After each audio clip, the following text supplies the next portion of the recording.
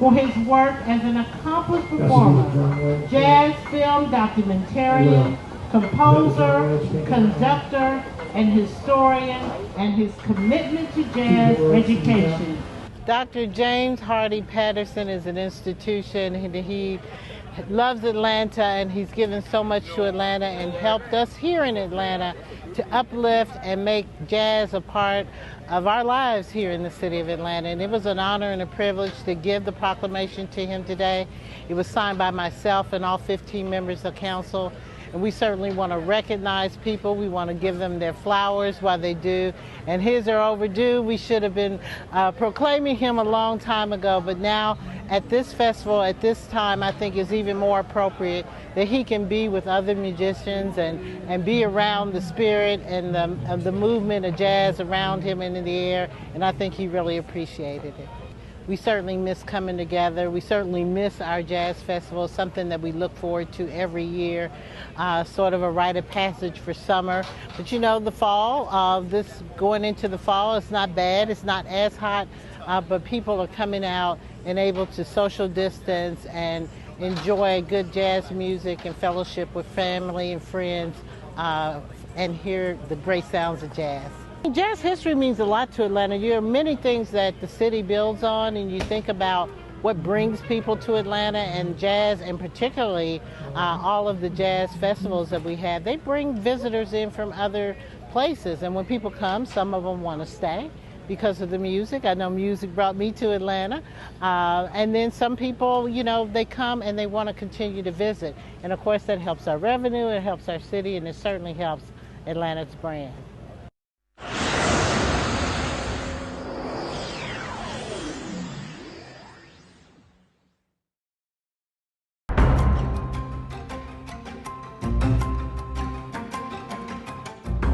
Eventually, we're talking about a green space. You know, we've talked about putting a green space over there. We're here today actually celebrating a sneak peek of the opening of the South Side Trail. Several years ago, we built out the West Side Trail, and we got funding in the last 2 years to actually connect the West Side Trail to the South Side Trail. We're in the neighborhood of Pittsburgh, Capitol View Manor, or Dare Park. And because the community had been working so hard with this for the last 2 years and giving real community input in terms of the dream and the vision of the South Side Trail, I thought it was important that we have them come out first and do a sneak peek of all the community input they had put into it.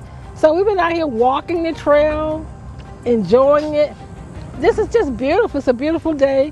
We're here at Pittsburgh Yards, which is actually officially opening up next Saturday, September the 18th. When I was with my community folks today, walking with them, they were asking so many questions and they were so proud.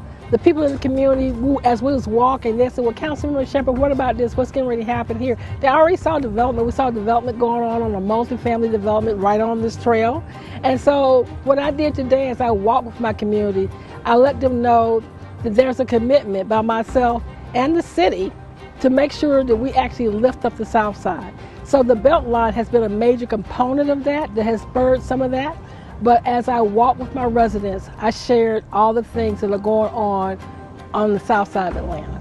And they were very happy, they were excited. They were just they thought it was great. And I do too.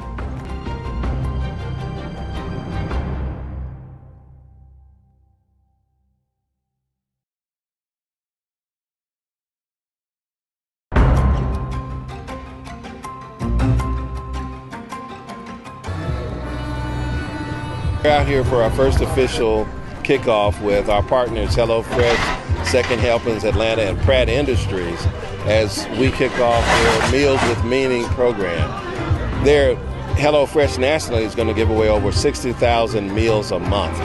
Here in Atlanta, we're going to be doing 800 meal kits a week. Now that ends up being about 8,000 meals because there are 2 meals for a family of 4 in each kit. So every Wednesday for the next calendar year, we're going to be distributing food to folks who need it. So folks who are in a food desert, if you've been adversely affected by COVID-19, if you're struggling to feed your family, or if you just need some additional help this week, come by. We'll make sure that you get a meal and make sure that we help ameliorate some of those problems in your home.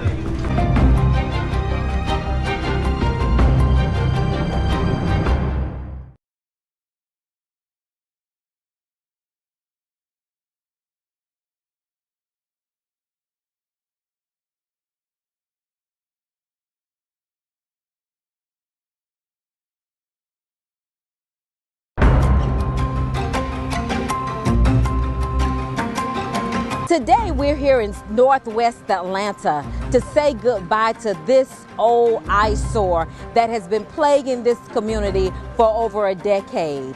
Sierra Ridge was a drug haven, drug-infested parcel of land right here at 3202 Delmar Lane. So community members gathered here today because this is the beginning of the rehabilitation and renovation of Sierra Ridge. Over 10 years ago, there were over 300 code enforcement violations, over 300 calls to 911, and we knew that we had to do something about it. It is very important that they have a safe, sanitary environment. We will be working with the owners of this property and the developers to make sure that the quality of life for all residents exists in Northwest Atlanta.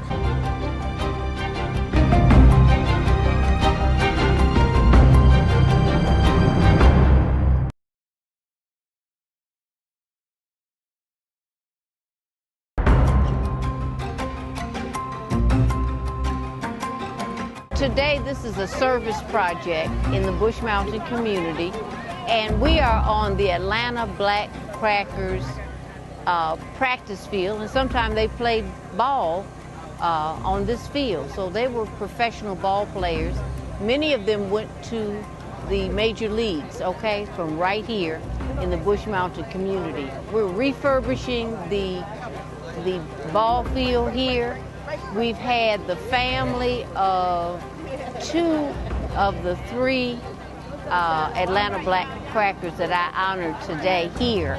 So we had a large group of family members from Charles Ingram and from Preston Ingram. They were just great ball players.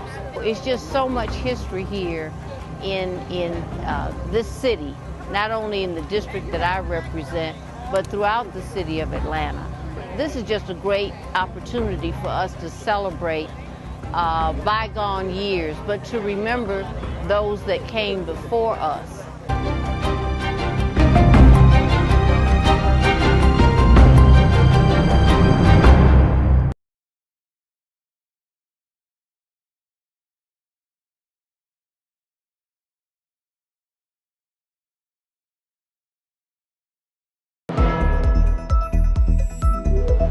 Thanks for joining us for this edition of Stay at Home Connect. I'm Phyllis Jackson. President Joe Biden rolls out a 6-part strategy with the hope of getting more Americans vaccinated. Among the plan is a directive to the U.S. Labor Department to require all employers with more than 100 workers to mandate vaccinations or weekly testing. He's also requiring COVID vaccinations for the thousands of educators in Head Start programs. And he will reach out to the nation's governors to require shots for school teachers and staff. A vaccine mandate is passed for Los Angeles Unified Public Schools. The second largest school district in the country will require vaccines for all kids over the age of 12. They will need their first vaccine by Thanksgiving and the second shot before Christmas. The district already requires vaccines for staff and teachers. Due to the surge in COVID cases here in Georgia, Grady Health System cancels all non-essential outpatient surgeries and procedures. A message from Grady's CEO says the Labor Day weekend proved to be labor-intensive at Grady. He says the decision was made due to the strain now being placed on the health system, patients, and staff. Georgia hospitals now operating at more than 96% ICU capacity. Roughly 44% of Georgians have been vaccinated. There's a new warning of a severe flu season this year. Doctors are recommending everyone get their flu shot now to avoid any further strain on already overwhelmed hospitals. Moderna is working on a single-dose booster for both COVID and the flu. The shot combines its current vaccine with a flu shot that's being developed. Clinical trials are currently underway.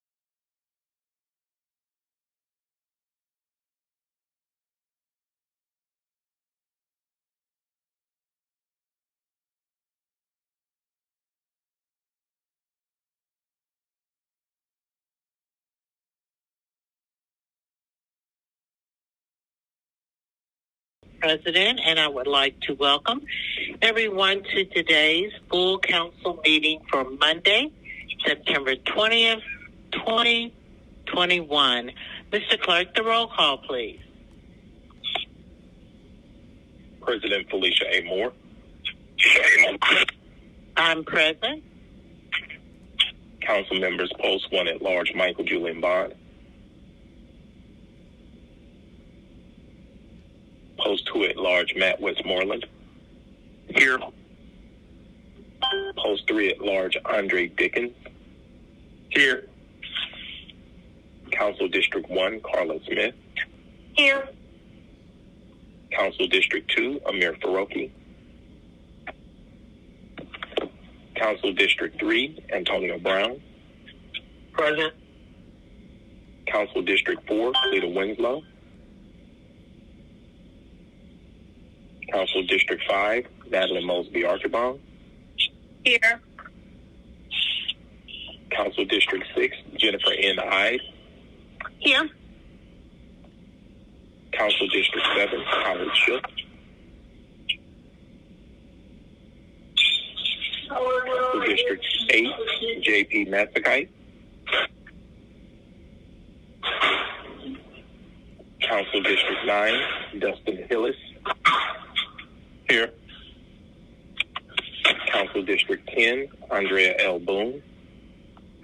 Present. Council District 11, Marcy Colley Overstreet. Council District 12, Joyce M. Shepard. Present. Quorum present. Thank you. And I would ask to remind members if you could please mute your telephones. If you are not speaking or hearing a lot of background noise, please mute your phones. Have any other members joined us since roll call? Okay. And we have a quorum present, so we will now go to the adoption of the agenda. Madam President, this is Councilmember Matsakite, present. Thank you. Anyone else? Okay. So now we're at the adoption of the agenda. On our second meeting, we typically have an executive session. I did not get any urging or emerging issues, so we will not have that today. And I would ask someone that has some things going on in the background, please make sure you check your phone and make sure it's muted. I would appreciate it. The only change in the agenda is that the Committee on Council will be conducted through the Committee of the Whole. So with that change, I would ask for a motion to adopt the agenda. So moved, Matsakite. Second, Brown. Second. Motion by Matsakite, second by Brown. Any discussion? Any objection? On unanimous consent of members present, the agenda is adopted. Mr. Clerk. Unanimous consent is 10 yeas, 0 nays. 10 yeas, 0 nays. The agenda is adopted. Again, members, please check your phones. Everyone look right now and check your phone and make sure it's on mute, because I heard someone moving around on their desk. Anyone else joined us? Okay. So my remarks, someone please, everyone stop and look at your phone. There's someone who needs to mute themselves. Yes, I'm trying to get this meeting on this phone rather than using my phone because it's hard for me to hear, and I don't know how to put this on speaker.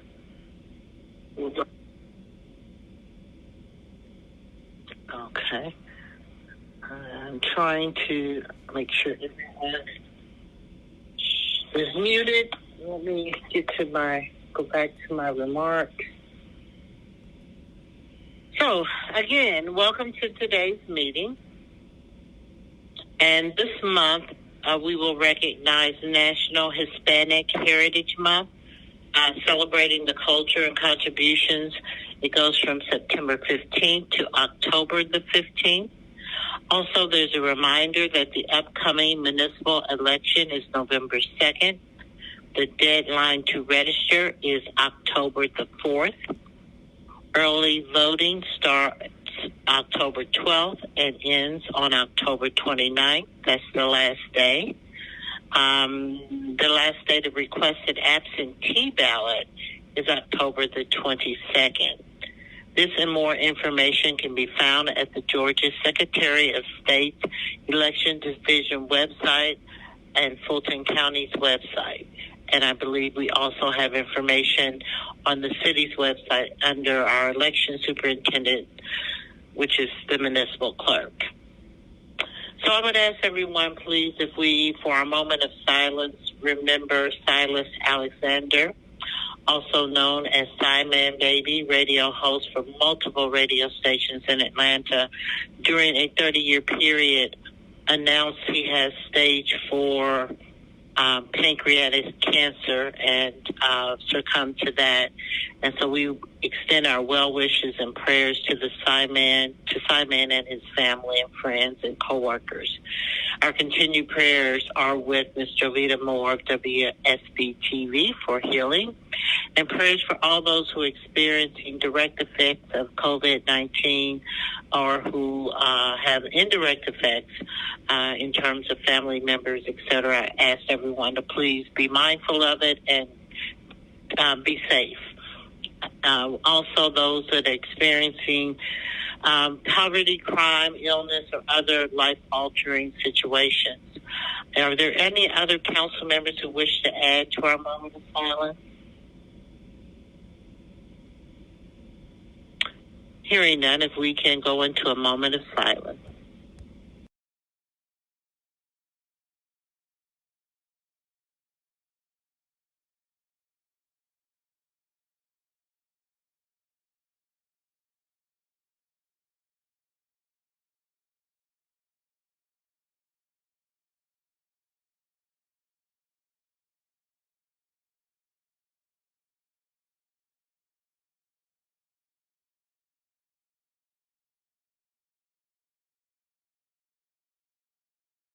You. We now are at our invitation, and today we're honored to have Reverend Philip R.A. Spann, Senior Pastor, Shiloh Missionary Baptist Church, located in Southwest Atlanta. Reverend Spann, are you with us? I am. Thank you. You may proceed.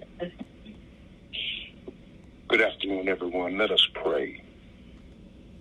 Our Father and our sovereign Savior, we acknowledge today and at all times your presence and your power, for you are the source of our strength and the strength of our lives. And so, Father, because of who you are in all things, we give thanks. We say thank you on behalf of all of those who have gathered today. We say thank you for your amazing grace and your abundant blessings. We say thank you for life itself, for the measure of help we need to fulfill our callings. Thank you for the ability to be involved in useful work, and help us to continually understand that a charge to keep we have, and that is to glorify you by serving this present age. In the scriptures you have said that citizens ought to obey the governing authorities, since you have established those very authorities to promote peace, righteousness, order, and justice. Therefore, Father, we pray right now for our mayor, for the various levels of city officials, and in particular for this assembled council. And I ask this day that you would graciously grant them wisdom to govern amid the conflicting interests and issues of our time. Give them, O God, a sense of divine discernment, so that they are cognizant of the welfare and true needs of our people. Give them a keen thirst for righteousness and justice, and give them the confidence and the courage to base every decision and initiative around prayer and not popularity. Father, give us the ability to work together in harmony, even when there's honest disagreement. Give us a spirit of cooperation, not competition. Give us a spirit of reinforcement, not rivalry. Give us a spirit that will enable us to understand that our commission and calling is bigger than our egos or personal agendas, but our assignment is divine, and it cannot be executed without your aid and assistance. So God, right now, as we move forward with today's agenda, we pray that you will direct your people and demonstrate your power for your glory. Please give us an assurance of what would please you and what would benefit those who live and work in and around our beloved city of Atlanta. It's in the divine and the living name of Jesus Christ that we pray. Amen. Amen. And thank you so very much for sharing with us this afternoon. God bless you. God bless you. Thank you. So if everyone, we will now go to the Pledge of Allegiance.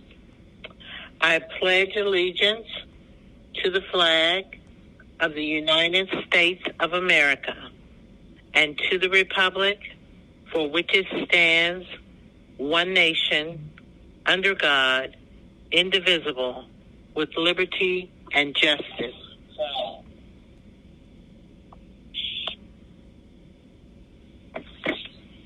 Thank you. Now we will go to proclamations, commendations, and other special awards. And I'll just mention in this section that over the weekend, myself, as well as Councilmember Hillis, were honored to give a proclamation to the Lawson family, pretty much, for Lawson's Florist, automotive, taxes, and all that they do on that corner there at Hollowell and H.E. Homes. And they have served 50 years in the community, and we were honored to be able to recognize that. Any others? Okay, we will now go to remarks by the public. Mr. Clerk. The public may leave a comment of their concerns the day before the scheduled meeting between the hours of 4 p.m. and 7 p.m. by dialing 404-330-6001. Public comments for the full council agenda shall not exceed 2 minutes. In addition, the Committee on Council will enter the Committee of the Whole, and the public may express their concerns for the individual committee meetings by dialing 404-330-6069. Messages for the committee meetings shall not exceed 3 minutes.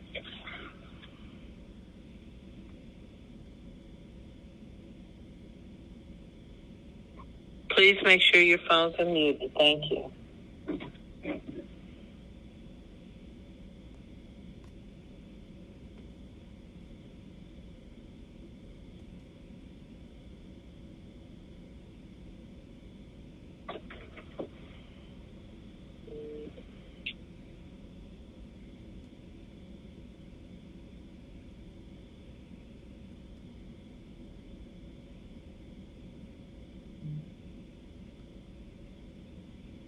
Mr. Massenberg.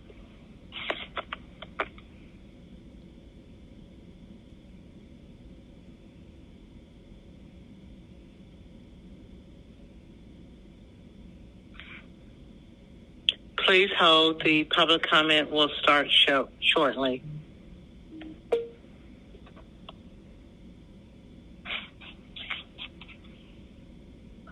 Hello, my name is Margie. I want to address the city council who have said yes for the new facility for the police training facility. Of course, I know you have your dictionary. I want you to you have it. You know what own means belongs to you. You know what lease is, contract, for how long that you are going to pay $90 million. I know it's $90 million. How much you have to pay monthly? And this is going to be DeKalb County. If you be late, will they be able to charge you late fee? And how much it's going to cost you to run this facility? When this money, you got 800 to 400 housing that we need housing for the families in the shelter. That money could went towards that. So I'm not going on in the I have 2 minutes. Overstreet. When are you going to pay these streets? Are you going to wait until you get back in? Yes, we know you got somebody running. But this is so important important. On Adam Park, you know where it's located at, on the low. We had another accident. The first accident was 3 months ago. A child is 24 years old, got killed. But we need to stop this now. Come on out, because I know you got somebody putting your signs up, and find out why these streets is causing these people to have accidents. If you don't have the right signs up there, I see, but I want you to see it. I'm a grandmother, I'm a mother, you're a mother too. Yes, these kids don't speed, but guess what? It's not his fault. That curve, you don't have no sign say there's a curve. Go check doctrine and see how doctor. And again, they have the right signs. These kids, you see 20 miles. They cannot see it. They don't speed the children. This is true. But I believe this is the city fault. You got signs that they cannot see.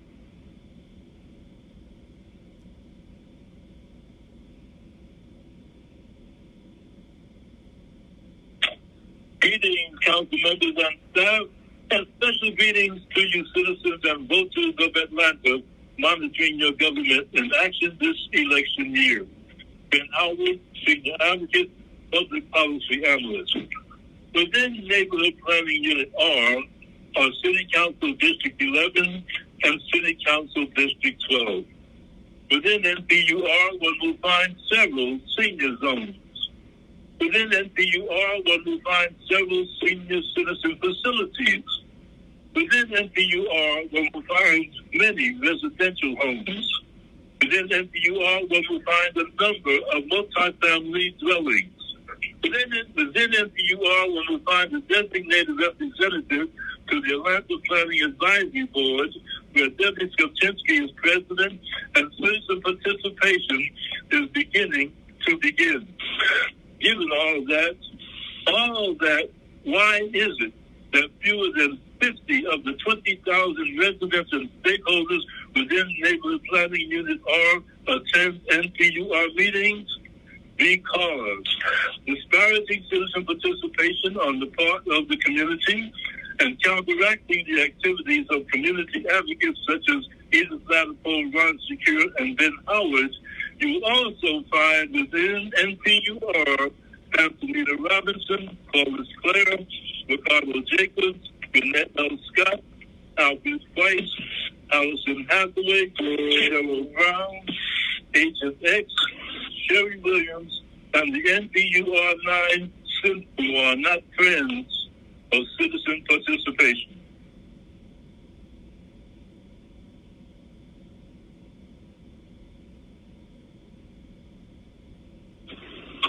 Hi, my name is Ashley Thomas, and I am a volunteer with the International We Love You Foundation, a nonprofit organization associated with the United Nations Department of Global Communications.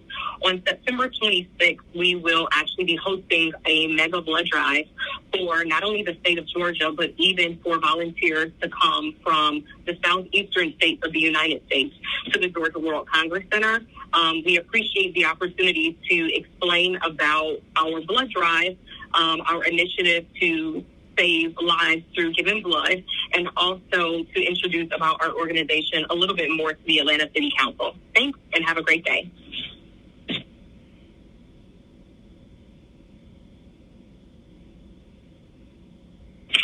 I am brother and I Muhammad, a soulful, spiritual being, having a human experience.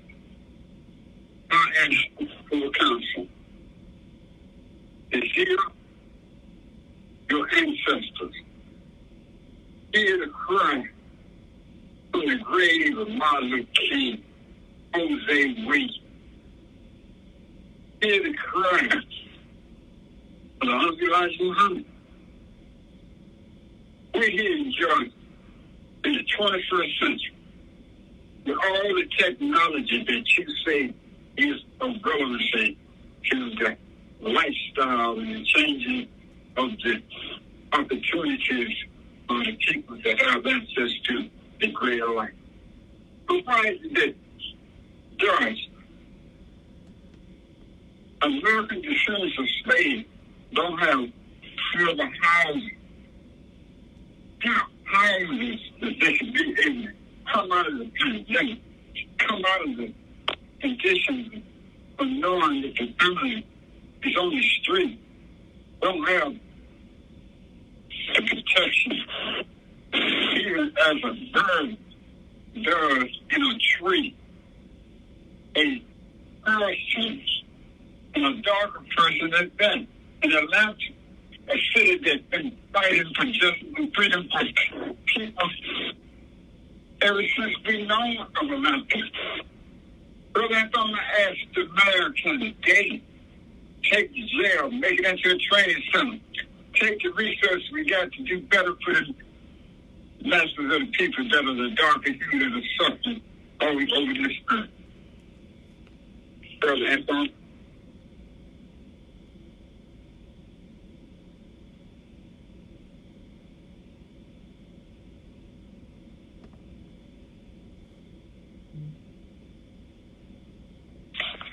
I think that may be the last comment.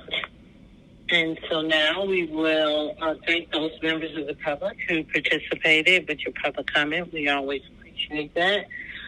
And now we will go to the report of the journal. Mr. Clerk. I, Forrest Wood III, Municipal Clerk, do hereby certify that the action minutes of the September 6, 2021 regular City Council meeting and the September 15, 2021 special call council meeting, the action minutes are true and correct. You've heard the report of the journal. Entertain a motion to accept and file it. So moved, Matskai. Second, aye. Second by aye. Motion by Masakai to accept and file the report of the journal. Any discussion? Any objection? Hearing none, on unanimous consent of members present, it is accepted and filed. Before we call that, Mr. Clerk, I understand Mr. Bond has joined us. Are you here?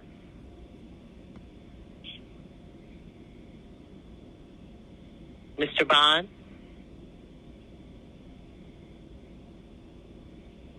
Okay, perhaps he is not present. Any other members joined us since roll call? Shook. Okay, Mr. Shook. We'll call again for Mr. Bond. Okay, Bond is on the line. Maybe he's having some technical difficulties, Mr. Clerk. Duly noted. And that would bring us, are we adding Councilman Bond? Yes, he is on the line. He did text me that he was in the meeting, so I'm not sure why he's not being able to be heard. Duly noted. 12 yeas, 0 nays. 12 yeas, 0 nays. The report of the journal is accepted and filed. Moving on to communications. Yes, Madam President. If I could file items 1 through 5 as a block. Proceed. 21-C-0118, a communication from Tanya Greer, County Clerk, to the Fulton County Board of Commissioners, submitting the appointment of Ms. Khadijah Abdur Rahim to serve as a member of the City of Atlanta Fulton County Joint Committee. 21-C-0119, a communication from Tanya Greer, County Clerk, to the Fulton County Board of Commissioners, submitting the appointment of Ms. Natalie Hall to serve as a member of the City of Atlanta Fulton County Joint Committee.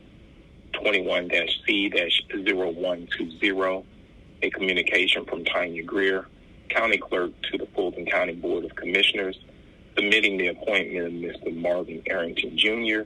to serve as a member of the City of Atlanta Fulton County Joint Committee.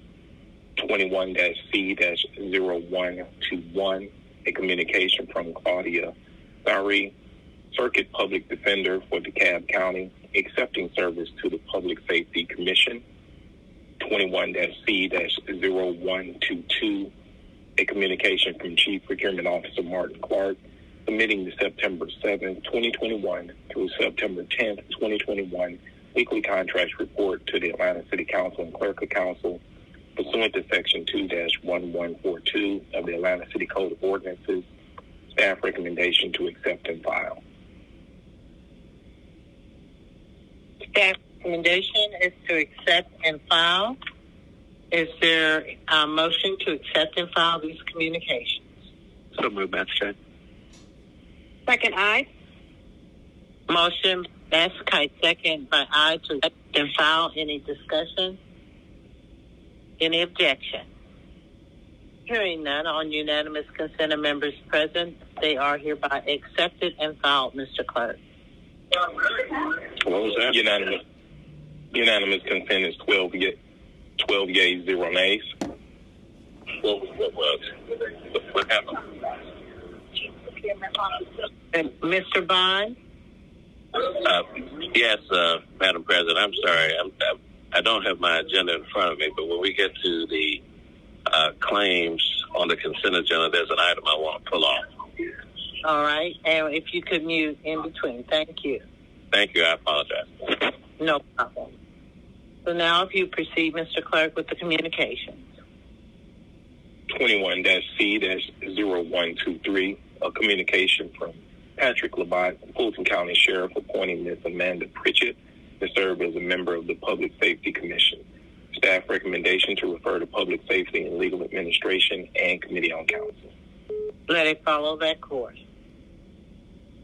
21-C-0124, a communication from Council Members Howard Shook, District 7, J.P. Matsakite, District 8, and Matt Westmoreland, Post 2 at Large, appointing Ms. Siri Gates McGarity, McGahee, to serve as a member of the Zoning Review Board. This appointment is for a term of 2 years. Staff recommendation to refer to Zoning and Committee on Counsel. Let it follow that course. That concludes my report. Thank you. We're now in consideration of vetoed legislation. There are no items. Unfinished business. There are no items. Okay, we're now at Consent Agenda Section 1. Consent Agenda Section 1 comprises of all of those agenda items that have gone through the Standing Committee and received unanimous, favorable recommendations. And I know Mr. Bond had an item, and then I will go to Ms. I. Mr. Bond. Thank you, Madam President. I believe it's on page 20. It's the it is an adverse claim against the Jones family. Madam President, this is Municipal Clerk Force. This is Municipal Clerk Forcewell. Councilman Bond reached out to me earlier. That's item 4 on page 20, and the item number is 21-R-3876. Yeah, I would move approval of all items except for that one, because I'd like to have that pulled off.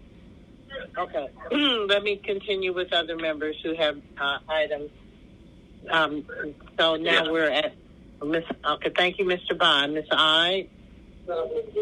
Thank you, Madam President. I have an item. It is item number 24 on page 9 of the Finance Executive Committee report. It is 21-0703 that has to do with the transition of the administration, and I'm going to need to amend that during my report, please.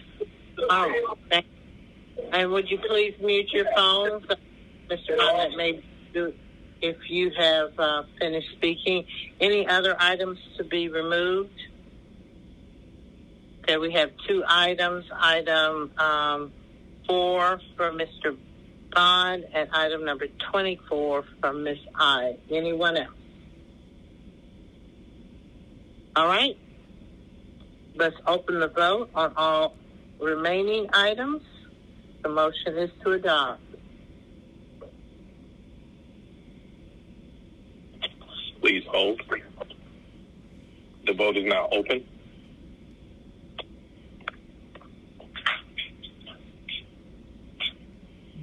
Will everyone please vote?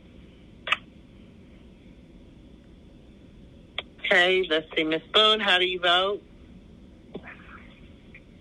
Yes. Mr. Shook? Aye. Mr. Brown? In favor. And Mr. Westmoreland? In favor. All votes are cast. And Ms. Winslow in favor. Okay, I didn't see that you hadn't voted, but all votes are cast. Thank you, Ms. Winslow. All in the affirmative. The vote is now closed.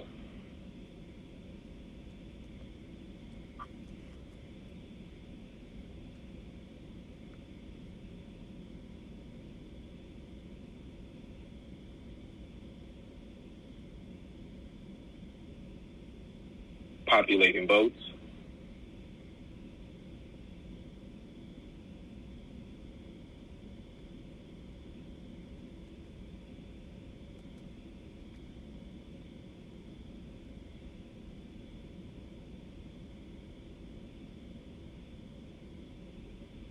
Populating votes.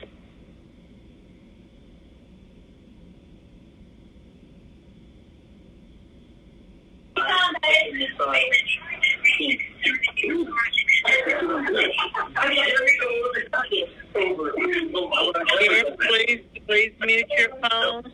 Members, please mute your phones. Populating votes.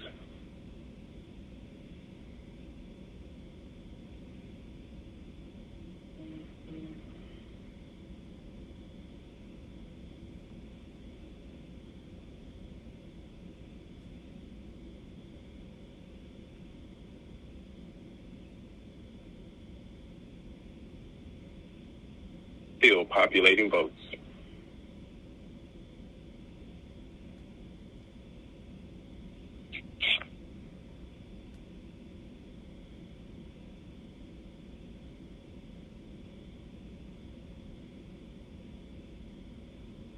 Mr. Clerk, it seems to be going pretty slow. I think we know that all the votes are cast. Mr. Shook, Mr. Shook, did you vote? I did favorably. Okay, Mr. Brown?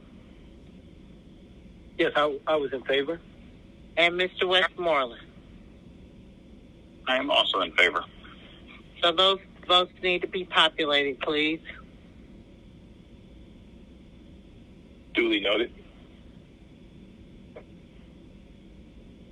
Populating votes. Preston, 14 yeas, 0 nays.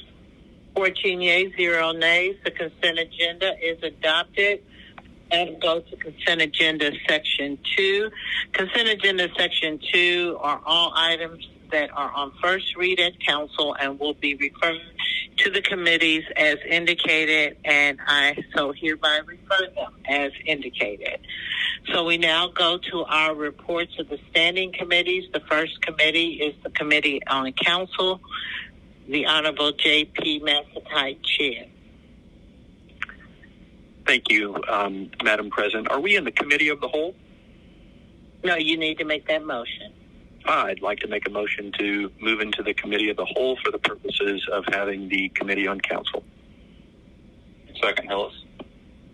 Motion by Massatite, second by Hillis to go into Committee of the Whole. Any discussion?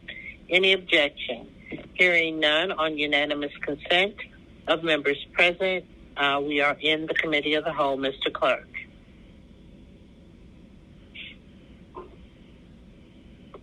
Unanimous consent is 14 yeas, 0 nays. Proceed, Mr. Chair. Thank you, Madam President. The first item on the agenda for the Committee on Council is public comment. If you could please play the public comments. Greetings, members of staff of the Committee on Council, and special greetings to you citizens and voters of Atlanta who are listening. Ben Howard, Senior Advocate, Public Policy Analyst. Following in the vein of Ordinance 21-0-0501, requiring all city and contract employees to take ethics training and to take an ethics pledge, we find Ordinance 21-0-0701 requiring all elected officials and all full-time, part-time, and contract employees to undergo annual LGBTQ cultural humility training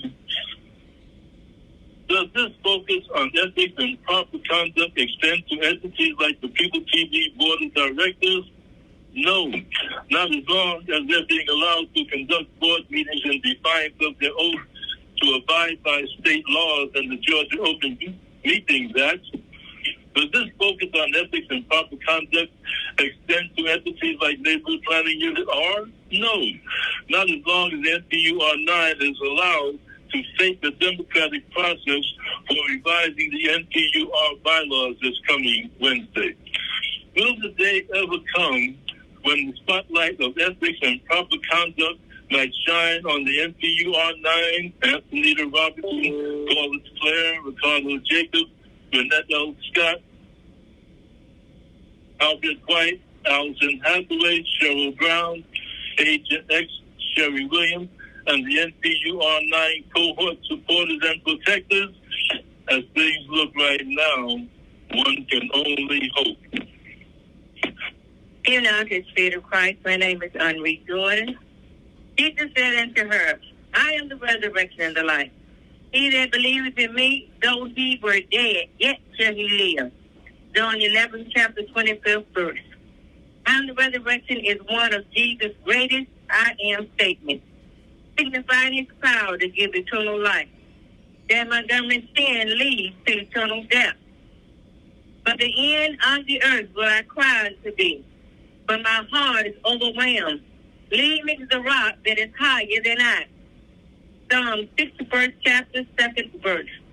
He offers a petition, expresses his trust, prays for prolongation of his kingship, and offers a vow of thanksgiving to be delivered when God answers. God that made the world and all things therein, seeing that he is Lord of heaven and earth, dwelleth not in temples made with hands. Acts 17, chapter 24, verse. Therefore, all peoples must repent and turn to him, because a resurrection and a judgment day are coming. By the great wisdom and by thy traffic hast thou increased thy riches, and thine heart is lifted up because of thy riches. Ezekiel 28, chapter 5th verse. Silent sin was his claim to be divine. Because of his presumption, the prince would be killed by his enemies, thus proving his mortality. To take credit for what Jesus has done, invite your enemy to destroy you. The government, Jane Montgomery, and my children give themselves credit for what Christ has done in me to help save souls and lives. In my own life. To obey Jesus is life. To disobey Jesus is death. Thank you. And only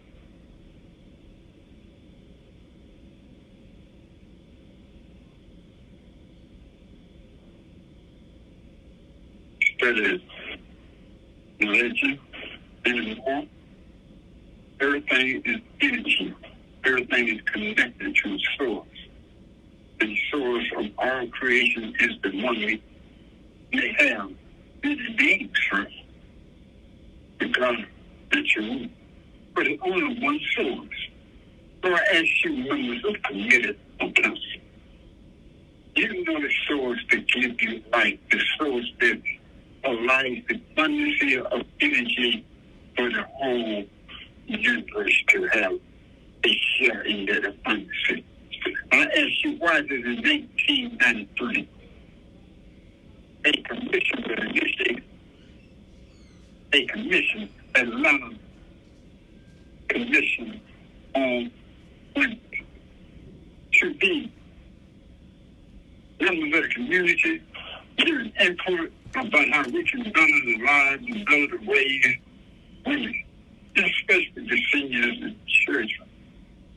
But what happened since 1993? There have been Shirley Franklin. She got 400 workers just before Christmas, public workers. She had a sewer problem over there on the north side, dry, with the flooding coming from The Board Congress Center, People Harbor Center, didn't have availability. Mr. Reed came in, all the projects began to be closed up. All the projects that closed, but when having houses available to take their places. When houses that was affordable for the majority members who were darker people, the committed people, to get houses under them. They even had up to date in 2021, we don't have anything to get the housing availability of a commission that was inspired by me, that was inspired by Martin Luther King, Jose Witt, were inspired about the March on Washington. And here we got a commission, and we couldn't even have the city and the council members to be responsible to make sure it worked for the benefit of the citizenry. The Democratic Party and Democratic representation. They are Metron Hotel. But at least let's have someone that is sensitive. That is the woman. The energy that we gotta have. This man.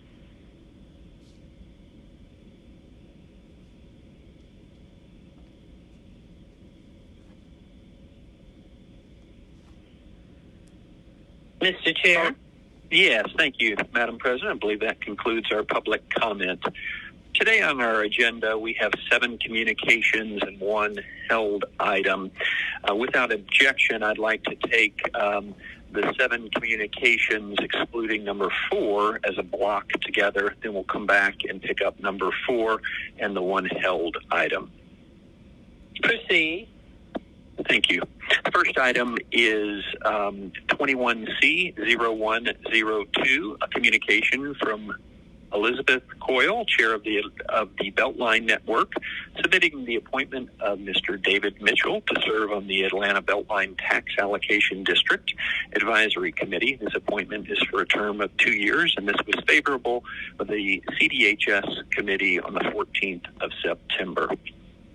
Next item, number 2, is 21C0103, a communication from Mayor Keisha Lance Bottoms appointing Ms. Malika Redmond to serve as a member of the Atlanta Reproductive Justice Commission. This appointment is for a term of 3 years and requires City Council confirmation. This was favorable by the CDHS committee on the 14th of September. Number 3 is 21C0104, communication from Mayor Keisha Lance Bottoms appointing Mr. Joshua Humphreys to serve as a member of the Municipal Market Company Board of Directors. This appointment is for a term of 2 years and requires City Council confirmation. This was favorable by the CDHS committee on the 14th of September. We're going to come back to number 4, and we'll take number 5, which is 21C0106. A communication from Mayor Keisha Lance Bottoms reappointing Mr. Christopher Edwards to serve as a member of the Atlanta Housing Authority Board of Commissioners. This appointment is for a term of 5 years to begin retroactively on September 2nd, 2019 and expire September 1, 2024. This appointment requires City Council confirmation, and this was favorable by the CDHS committee on the 14th of September. Number 6 is 21C0107, a communication from Keith Gamage, Fulton County Solicitor General, submitting the appointment of Ms. Sharia Bickerstaff to serve as a member of the Public Safety Commission. This was favorable by the Public Safety and Legal Administration Committee on the 13th of September. And number 7 is 21C0110, communication from Mayor Keisha Lance Bottoms to amend the Finance Executive Committee as amended by the Finance Executive Committee, appointing Judge Constance Russell to serve as a member of the Civil Service Board on behalf of the City of Atlanta. This appointment is for a term of 3 years and was favorable by the Finance Executive Committee on the 15th of September. So I'd like to make a motion to confirm those 6 appointments. Is there a second? Second, aye. Motion by Master Kite, second by aye. Any discussion? Okay, let's open the vote on those 6 items. The vote is open. Will everyone please vote?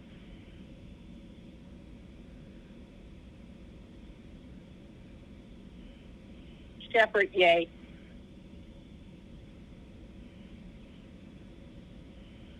Okay, Ms. Shepherd is a yes. Mr. Shook?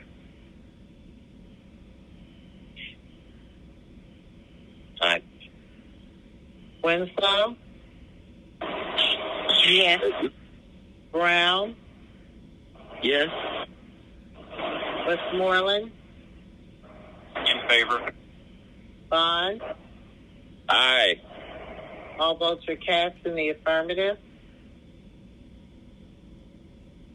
The vote is now closed. Populating votes.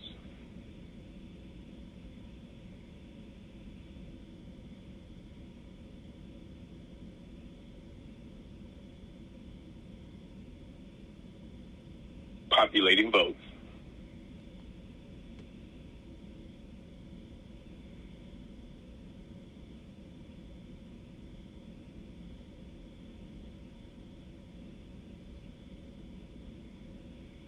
Yeas, 0 nays. 14 yeas, 0 nays. They are confirmed. Next item. Next item is number 4. It's 21C0105, a communication from Mayor Keisha Lance Bottoms appointing Mr. John Seavey Jr. to serve as a member of the Atlanta Urban Design Commission in the Landscape Architect category. This appointment is for a term of 3 years and requires City Council confirmation. The CDHS committee recommended to file this communication as the candidate withdrew, and that was done on the 14th of September. My motion is to file. Is there a second? Second, Brown. Second by Brown. Motion by Massacite to file. Any discussion? Hearing none, let's open the vote on the motion to file. Please hold.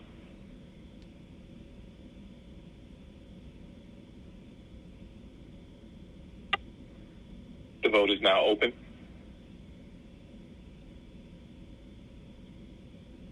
Will everyone please vote?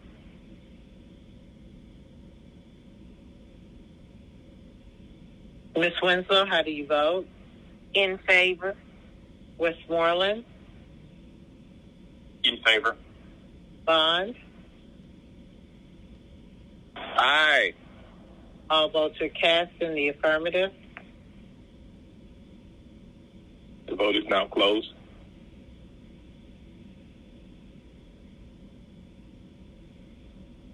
Populating votes.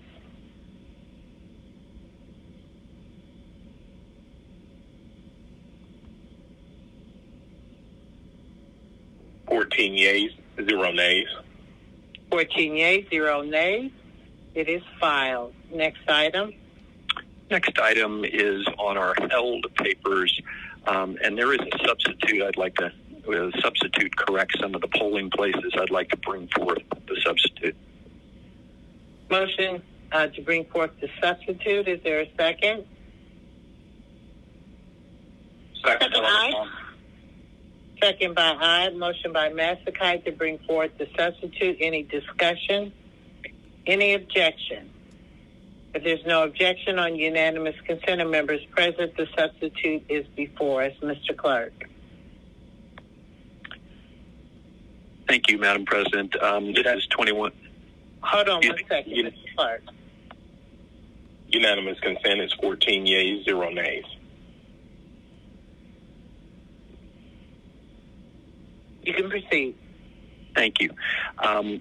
This is 21-00640. It's a substitute.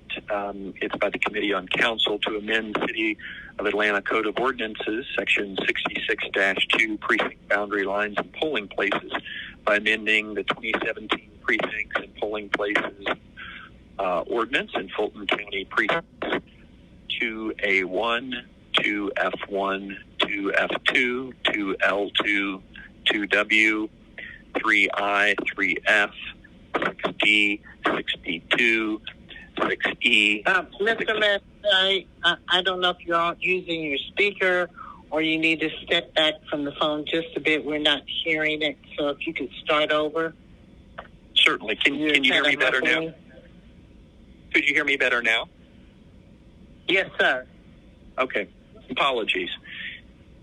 I will start over. This is 21-0640. It's a substitute by Committee on Council to amend City of Atlanta Code of Ordinances, Section 66-2, Precinct Boundary Lines and Polling Places, by amending the 2017 Precincts and Polling Places Ordinance in Fulton County, Precincts 2A1, 2F1, 2F2, 2L2, 2W, 3I, 3F, 6D, 6D2, 6E, 6L1, 6L2, 7A, 7D, 8B, 8C, 8H, 8J, 10D, 10D1, 10P, and 12A due to the decrease of voters assigned at the polling places, polling sites no longer available, safety concerns at the facilities, and change of address at the polling facility. Motion is to approve. Is there a second? Second. Second by Bond, motion by Masakai to adopt. Any discussion? Madam President. Yes. This is Municipal Clerk Forrest Webb. Respectfully, Mr. Chair, we request that you hold this item. If I could speak to it just briefly, just for everyone's edification and the general public. So we've already brought forward the substitute on unanimous consent. Mr. Chair, would you like to change your motion or revise your motion? I'd like to hear from the municipal clerk, if I could, please. Sure. Thank you, Mr. Chair. Currently, Fulton County has notified me that they're having challenges with some of the precinct and polling places. Subsequently, there are several facilities that, due to the increase in the COVID numbers, have withdrawn their facility to be used for the November election. And so to that point, I will request that the item continue to be held until we get closer to early voting, so as not to confuse the public when it comes to any premature notification or ratification by the City Council. As you all know, the City Council ratifies the action of the Board of Registration and Elections. The Board of Registration and Elections instructs the Board of Registration and Elections Office for DeKalb and Fulton County to send out notifications typically within 30 days of an election. Although that may appear to be late notice, although in that some of these changes have been made by the respective boards and Board of Registration and Election anywhere between 60 to 90 days ago, some of those have been reversed. And so with the intent not to confuse the public by going back and forth with any notifications that would be sent to them, the notifications would be sent within the 30-day window prior to the November 2nd election. So having said that, I respectfully request that we continue to hold this item, and I will continue to keep all of the elected officials and the citizens of the City of Atlanta apprised of the actions by the Board of Registration and Elections for DeKalb County and Fulton County. Thank you, Mr. Clerk, for that thorough explanation, and I will change my motion to hold, please. Is there a second? Second, Brown. Second. Second by Brown, motion by Masakai to hold. Any discussion? Hearing none, let's open the vote on the motion to hold. Hold the substitute. In the committee. The vote is open.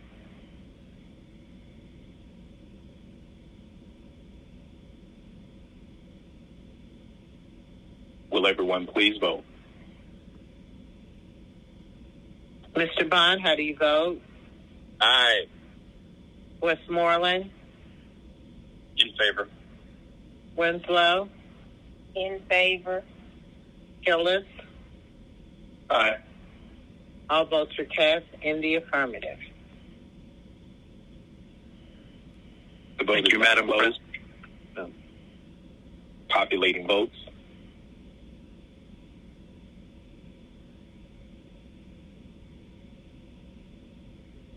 Populating votes.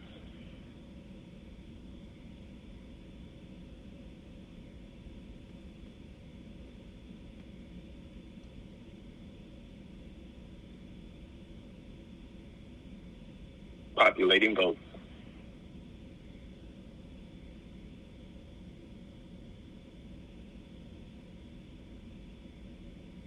Yeas, 0 nays. 14 yeas, 0 nays. It is held in committee. Thank you, Next Madam item. President. Yeah, Madam President, that concludes our business for Committee on Council. Thank you. Okay, I'll entertain a motion to exit committee as a whole. So moved, Matskai. Second, aye. Bell. Motion by Matskai, second by I to exit the committee as a whole. Any discussion? Any objection? All right. On unanimous consent of members present, Mr. Clerk, we have exited the committee as a whole. Unanimous consent is 14 yeas, 0 nays. Now entertain a motion to adopt in gross all actions taken in the committee as a whole. So moved, Matskai. So moved. Second. Second by Bond, motion by Matskai to adopt in gross all actions taken in the committee as a whole. If we can open the vote, please. The vote is open. Will everyone please vote?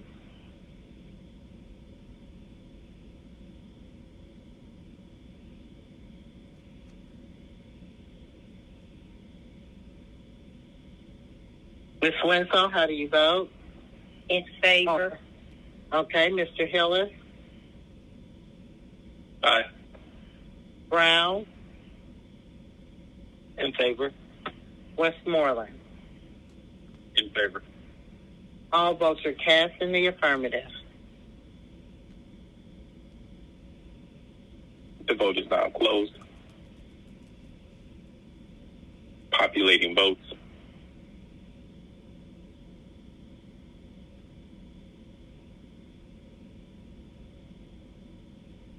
Populating votes.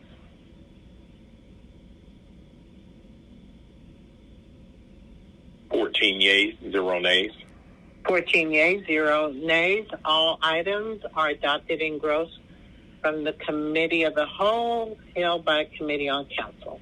Thank you. They're all adopted. Now we move on to the next standing committee, Community Development, Human Services Committee, the Honorable Matt Westmoreland, Chair. Thank you, Madam President. We do not have a report. Thank you. Very good work. Now we move on to Public Safety, Legal Administration Committee, the Honorable Joyce Shepard, Chair.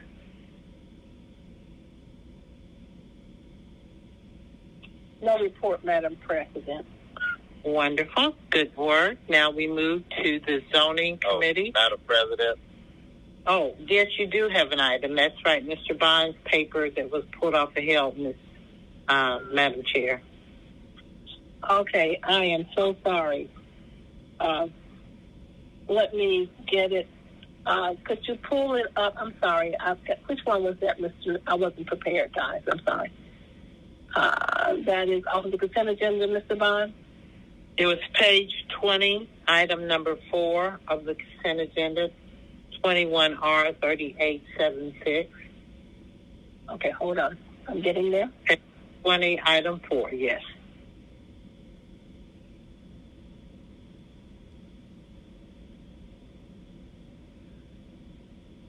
Okay, that's the page 20, item number 4. Yes, ma'am. It says 21R-3876. Yes, ma'am. Okay. for property damage alleged to have been sustained from a water main break on 7/8/18 at 2300 Haven Ridge Drive Northwest. Mr. Bond, what is your position? You want to pull that off? Motion to defer back to committee. Okay. All right. Thank you. The motion is deferred back. Is there a second? I mean, Ms. Moore, do you want to? Yes, I need a second. We need a second. Second. I'll second it. Second by Hillis. All right. Motion by Bond, second by Hillis to refer this item back to the committee. If we can open the vote on the motion to refer back to committee. The vote is open. And please mute if you're not on speaker. Please mute.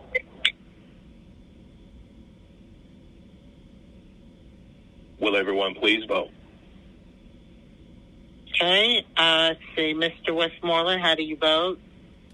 In favor. And this is a motion to refer. Mr. Brown? In favor. And Ms. Winslow? In favor. All votes are cast in the affirmative. This is a motion to refer back to committee.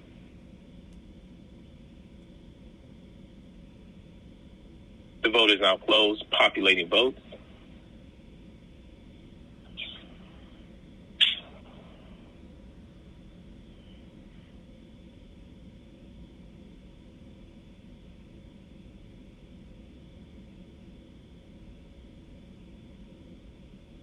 Yeas, 0 nays.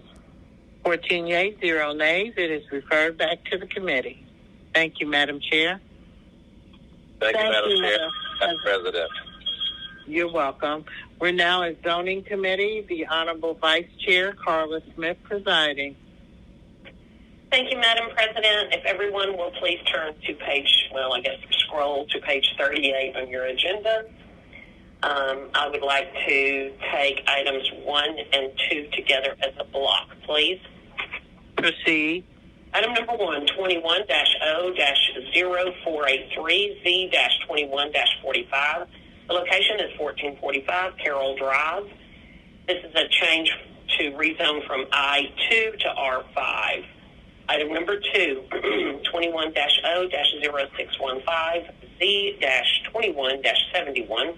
The location is 2239 Prior Road. This is an ordinance to rezone from R4 to R4A. The motion on both of these is favorable, Madam. Okay, the motion is to adopt. Any discussion? Hearing none, let's open the vote on the motion to adopt. Items 1 and 2. The vote is open. Will everyone please vote?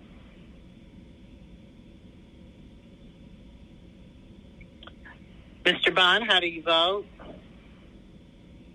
Aye. Westmoreland? Yes. Brown? In favor. Winslow? In favor. All votes are cast in the affirmative. The vote is now closed. Populating votes.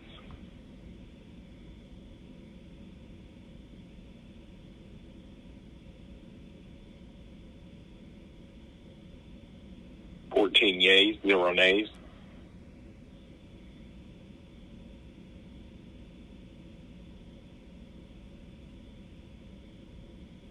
Yeas, 0 nays. Items 1 and 2 are adopted. Proceed.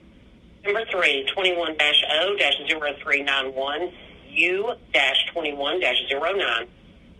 The location is 1850 Howell Mill Road. This is an ordinance which grants a special use permit for outdoor displays or sales areas. The motion is favorable as amended. Motion is favorable. Is there a second? Oh, we don't need a second, so the motion is favorable. Any discussion? Hearing none, let's open the vote. The vote is open. Will everyone please vote? Mr. Bond, how do you vote? Aye. Westmoreland? Yes. Brown? In favor. Winslow? In favor. All votes are cast in the affirmative. Okay, item number 4. Hold on one second. Okay, yeah, I always try to jump the gun. The vote is closed. Populating votes.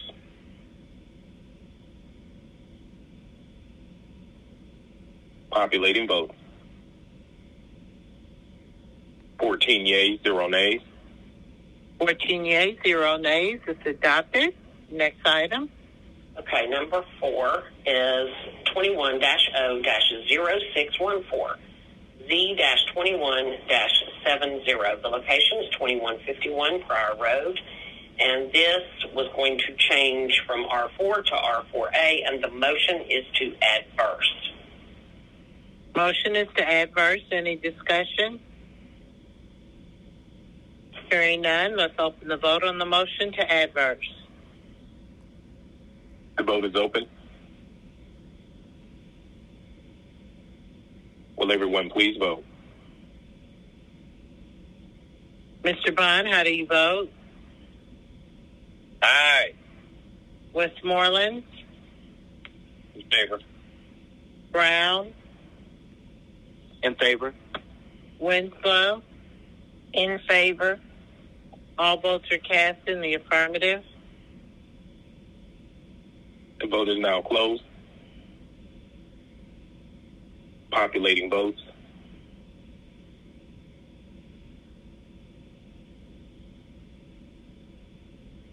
Populating votes. 14 yeas, 0 nays. 14 yeas, 0 nays. It is adverse.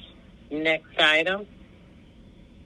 Okay, these are the ordinances for first read, so there's quite a few. It's a good time for a bathroom break. So it'll be items 5 through 14. So I'm going to start on those now, okay? Proceed. Okay, thank you. Item number 5. Legislation number 21-0-0723. Zoning case number Z-21-66. The location is 1101 Church Street. The change is to rezone from R4A Beltline to MRMU Beltline. Item number 6, 21-0-0724, zoning case Z21-76. The location is 314, 320, and 324 West Wayuka Road and 361 Valley Brook Drive rear. The change is from RLC conditional and R4 to PDH. Item number 7, 21-0-0725, Z-21-79. The location is 0 Collier Road and 0 Kildare Avenue. The change is from R3 Historic 20Q and R4HC Historic 20Q to PDH Historic 20Q. Item number 8, 21-0-0726, Z-21-80. The location is 559, 565, and 565 and 569 10th Street and 997 Curran Street. The change is from R5 SPI 8 to MRC 2 SPI 8. Item number 9, 21-0-0727, Z-21-81. The location is 1385 Collier Road. The change is from I2 to I-Mix. Item number 10, 21-0-0728, Z-21-82. The location is 257 Oak Cliff Road. The change is from R4 to MR2. Item number 11, 21-0-0729. Zoning case number Z-21-84. The location is 1785 1791, 1795, 1799, 1803, 1809, 1815, 1821, 1825, 1831, 1837, and 1845 Haygood Drive, 1848, 1854, and 1931 North Decatur Road, 1945, 1949, 1959, 55, 1959, 1965, 1971, 1977, 1981, 1987, 2001, and 2005 Ridgewood Drive. The change is from R4 to O&I. Item number 12, 21-0-0730. Zoning case 21-87. The location is 834 and 841 Ormwood Avenue. This designates the Ormwood Avenue Bridge as a landmark building site pursuant to Chapter 20 of the zoning ordinance. Item number 13, 21-0-0731, Z-21-88. The location is 130 West Paces Ferry Road. This is an ordinance which designates the Smith Farm as a landmark building site pursuant to Chapter 20 of the zoning ordinance. Item number 14, 21-0-0732, U-21-19. The location is 990 Peachtree Street, and this is an ordinance which grants a special use permit to transfer between 70,000 and 100,000 square feet of residential development rights to 1405 Spring Street. Item number 15, 21-0-0733, U-21-20. The location is 979 Crescent Avenue. The change is a special use permit to transfer up to 195,000 square feet of residential development rights to 180 10th Street. Item number 16, 21-0-0734, U-21-21. The location is 1059, also known as 1041 Howell Mill Road. And this will grant a special use permit for non-residential uses. And the last one, item number 17, is 21-0-0735, U-21-23. The location is 1088 Boulder Crest Drive. And this will grant a special use permit for a preschool. The motion on all of these is to send out to the neighborhood, so it is to refer to ZRB and Zoning Committee. And let it follow that course. Thank you, and that ends my report. Thank you for your report. We now go to Transportation Committee. The Honorable Andre Dickens, Chair. All right. Thank you. Let me pull up my information for a second.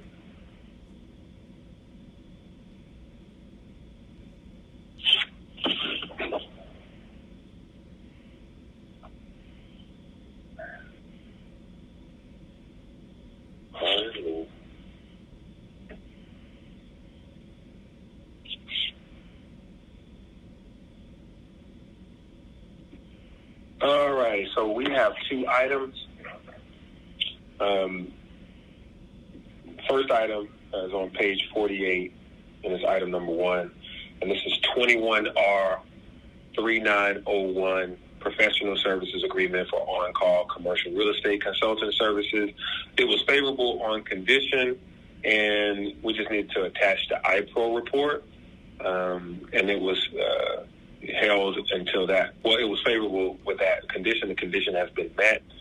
So now I'd like to first make a motion to amend to attach the IPRO report.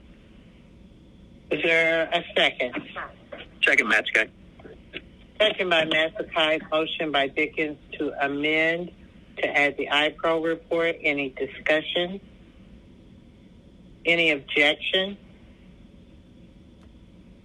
Hearing none on unanimous consent of members present, it is hereby amended, Mr. Clerk. Okay, I'll read it. Hold on one second. Hold on. Unanimous consent is 14 yeas, 0 nays. 14 yeas, 0 nays. It is hereby amended. Proceed.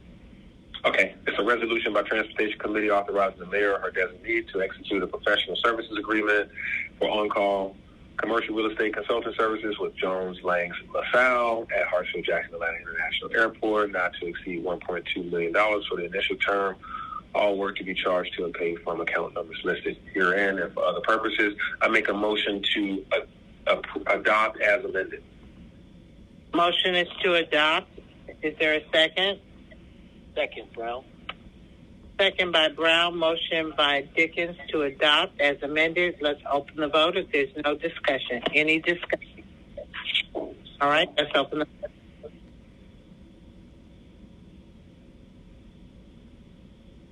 Please hold. The vote is now open.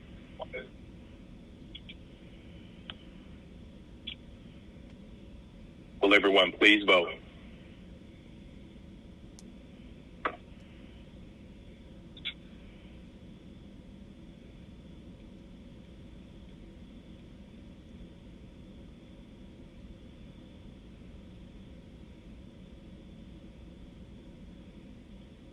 All right, let's see who has not voted. Ms. Winslow? In favor. Mr. Westmoreland? In favor. And Mr. Bond? Aye. All votes are cast in the affirmative. The vote is closed. Populating votes.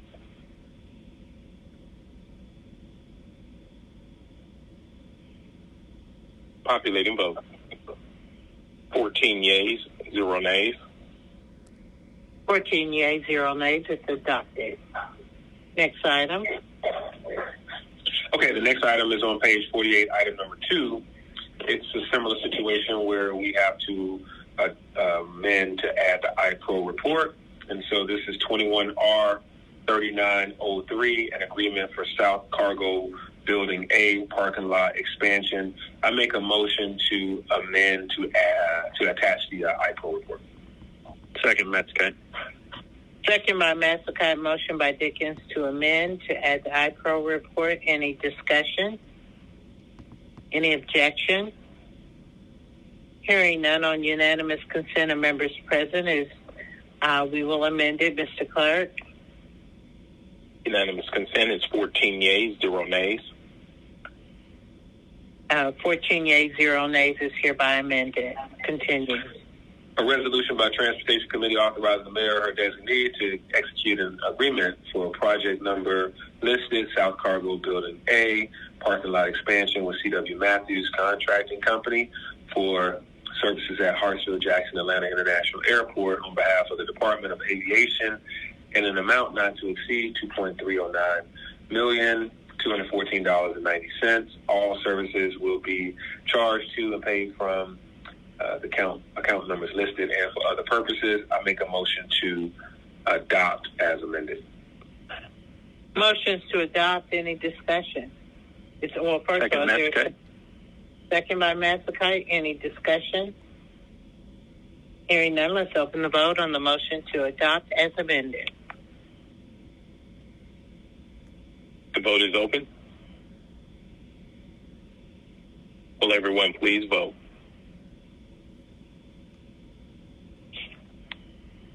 Ms. Winslow, how do you vote? In favor. Mr. Brown? In favor. Mr. Westmoreland? In favor. And Mr. Bond? Aye.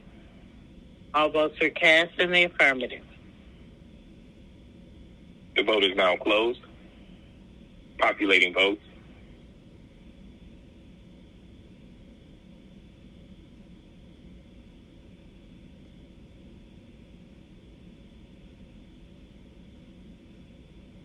Populating votes.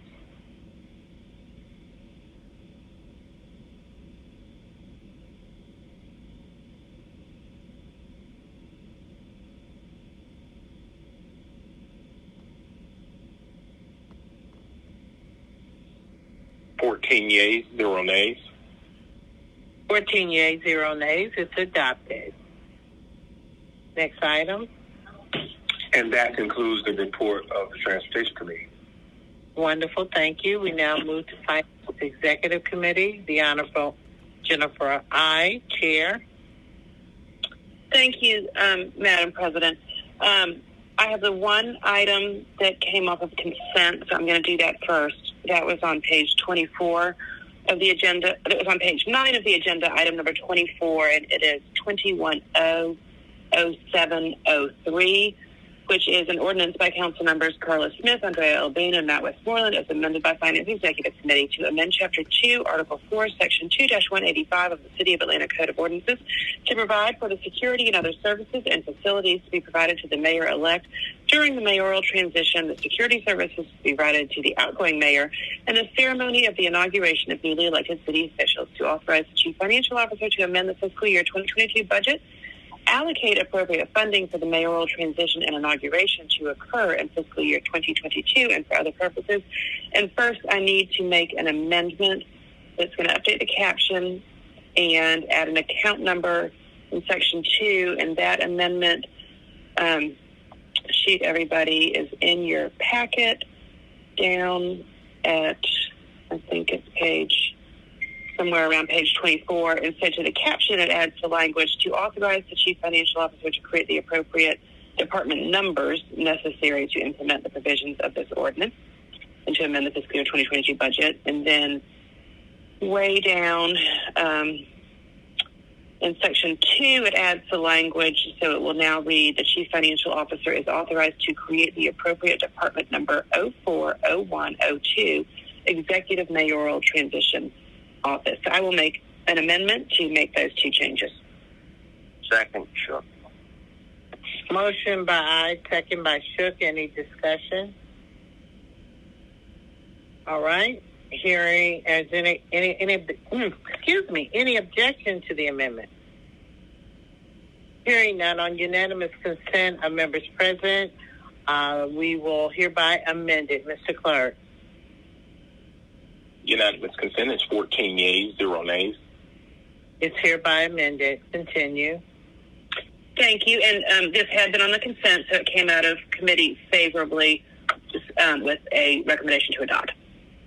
Okay, the motion. My motion is to any other adopt as discussion? amended. Any other discussion? Hearing none, let's open the vote on the motion to adopt as amended. Please hold. The vote is now open. Will everyone please vote? Mr. Bond? Aye. Westmoreland? In favor. Dickens? In favor. Brown? In favor. Winslow? In favor. All votes are cast in the affirmative. The vote is now closed. Populating votes.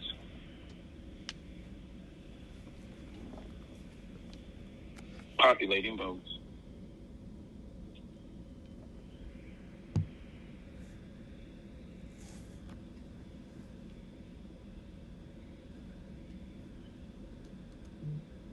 $14 yeas, 0 nays. 14 yeas, 0 nays. It's adopted. All right, and going back to my report, item number 1 on page 52 is a report. It's 21RT0002. Report to the Chief Financial Officer of the transfer of appropriations from one line item to another line item to various funds as approved under Section 6-304B of the Charter of the City of Atlanta, and the motion is to accept and file this report. Motion is to accept and file. Is there any discussion? If not, let's open the vote. Please hold. The vote is now open. Will everyone please vote? Ms. Winslow, how do you vote? In favor. Mr. Brown? In favor. Mr. Dickens? In favor. Mr. Westmoreland? In favor. Mr. Bond? Aye. All votes are cast in the affirmative. And I would ask members to, yes, I'd ask members, please speak up when you're voting. I'm having to strain to hear you. Populating votes. 14 yeas, 0 nays. 14 yeas, 0 nays. It is adopted or accepted and filed. Thank you. All right, my next item under ordinances for second read is item number 2 on page 52. It is 21-0628, an ordinance by Finance Executive Committee authorizing the mayor or her designee to enter into agreement RFP S1200171 citywide digital kiosk solution with Ike Smart City LLC for the design, fabrication, installation, operation, and maintenance of interactive digital kiosks on behalf of the Department of Atlanta Information Management for a term of 8 years with 2 6-year renewal term options in accordance with Section 2-1163, Article 10, Procurement and Real Estate Code of the City of Atlanta Code of Ordinances, a revenue-generating contract to permit 50% of the net revenue, all funds to be deposited in the fund, department, organization, and account numbers listed herein and for other purposes. This came out of committee favorably with 1 nay, which was myself, and 1 abstention, which was Councilmember Archibong, who I understand will have an amendment to this, but it's not ready. So I would like to lay this item on the table until later in this meeting. Councilmember Archibong does think she'll be ready to make the motion later, but if we can do what we need to do to hold this one for the moment, is there a second and come back to it? This item? Yes, there's a second by Bond, motion by Hyde to table. There's no discussion. Let's open the vote.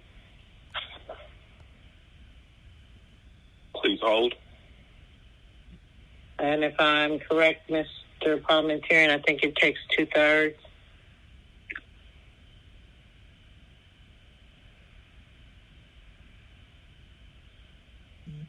The vote is open. Oh, just a simple majority then, okay? Will everyone please vote? Ms. Winslow? In favor. Mr. Brown? In favor. Mr. Dickens? In favor. Mr. Westmoreland? Yes. All votes are cast in the affirmative. The vote is now closed. Motion to table.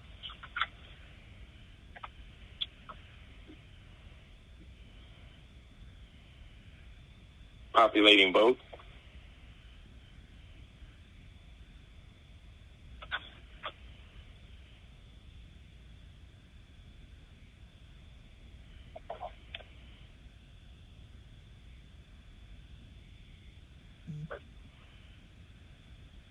Yeas, 0 nays. 14 yeas, 0 nays is tabled for this meeting, and we will continue on, Madam Chair. All right, thank you. My next item is item number 3 on page 52. It's 21-0676, an amended ordinance by Finance Executive Committee amending the fiscal year 2022 Tree Trust Fund budget and authorizing the mayor on behalf of the City of Atlanta to enter into special procurement agreement SPS 1210333, community-based forestry with Trees Atlanta, Inc. for the planting and maintenance of trees, improvements to the urban forest, and community education in an amount not to exceed $1,743,850.00 in accordance with Section 2-1191.1 of the Procurement and Real Estate Code of the City of Atlanta, Code of Ordinances. All contract work shall be charged to and paid from account numbers listed herein and for other purposes. This was favorable out of committee with one abstention. It was favorable as amended from committee with one abstention from Councilmember Shook. So the motion is to adopt. Motion is to adopt. Any discussion? Hearing none, let's open the vote on the motion to adopt.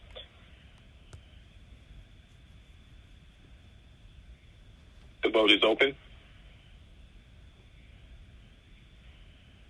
Will everyone please vote? Mr. Bond, how do you vote? Aye. Westmoreland? Aye. Dickens? Aye. Brown? In favor? Winslow? In favor. Boone?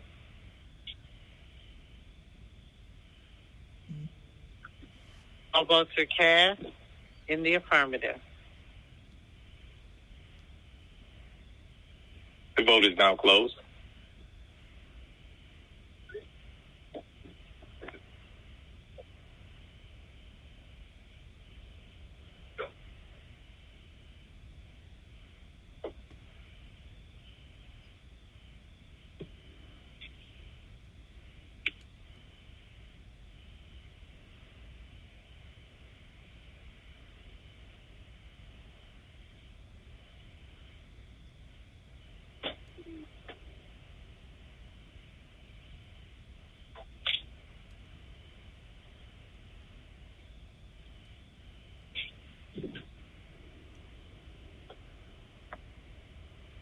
And Mr. Shook, I see you're wanting to speak. I will call you up as soon as the vote is tallied.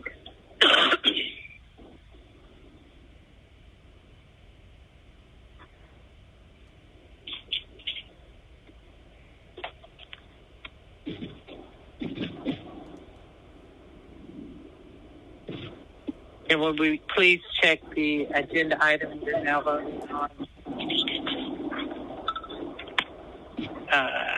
I don't see the vote on the screen. If we can get that back up.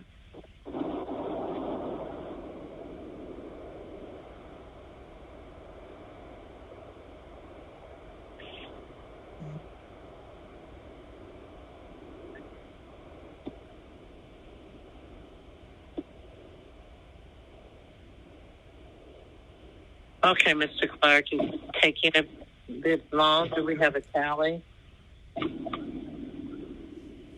Yes, it's 14 yeas, 0 nays. And for your edification, Madam President, and for the viewing public, once the a council member selected the button to speak, it overrode the display screen. Okay. And I will call on that member. So what is the final vote count? 13 yeas, 1 nay. 13 yeas, 1 nay.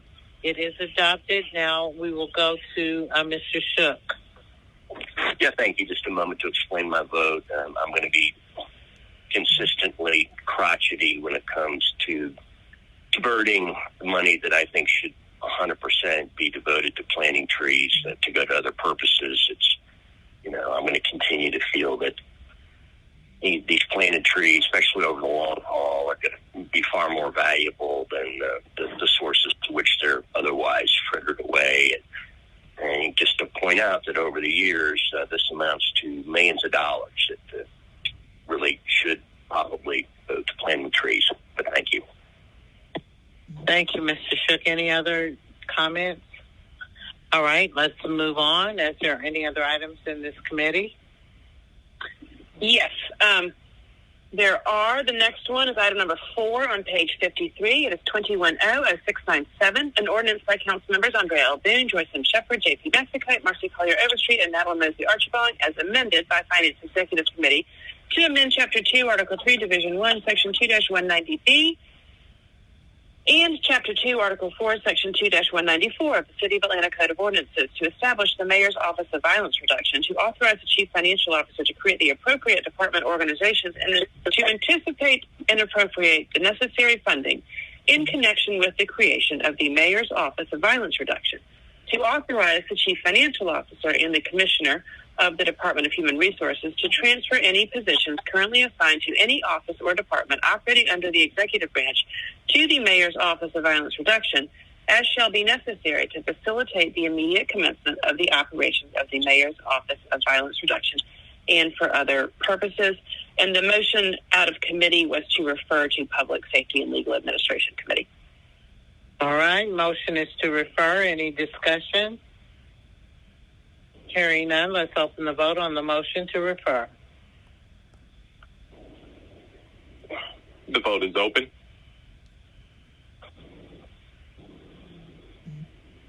Please vote. Mr. Bond, how do you vote? Aye. Westmoreland? Aye. Dickens?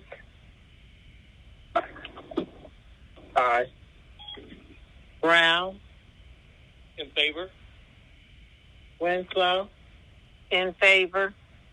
All votes are cast in the affirmative. The vote is now closed. Populating votes.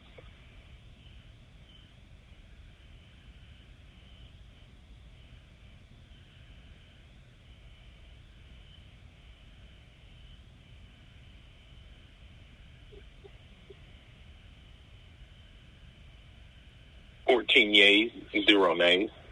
14 yeas, 0 nays. It's referred to the Public Safety Legal Administration Committee. Next item. All right. Next, we have item 5 on page 53, which is 21R 3864, a resolution by Councilor Joyce M. Shepherd authorizing the mayor, her designee, on behalf of the Department of Finance Office of Enterprise Risk Management to execute amendment number 2 to the cooperative purchasing agreement with Lytex Inc. as designated as CPS 1200361 Driver Risk Management System pursuant to Section 2-1602, utilizing the Government Services Administration contract number GS3535F and 623S to extend the term on a month-to-month basis from October 7, 2021 through June 6, 2022, and to provide additional funding in amount of $77,529.60 per month for a total not to exceed $620,236.80 in accordance with Section 2-1163, Article 10, Procurement and Real Estate Code of the City of Atlanta Code of Ordinances. All contract work shall be charged to and paid from account numbers listed herein and for other purposes.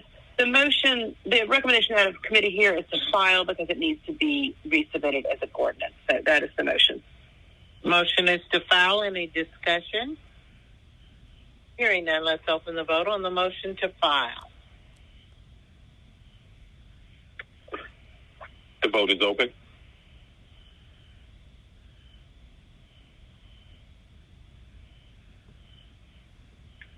Will everyone please vote? Ms. Winslow, how do you vote? In favor. Mr. Brown?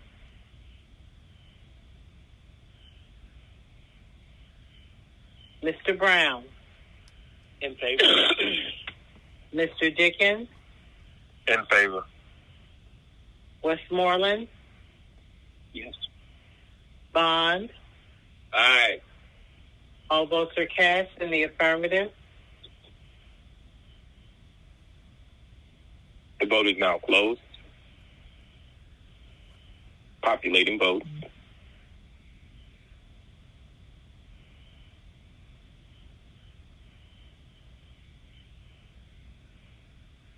Populating votes.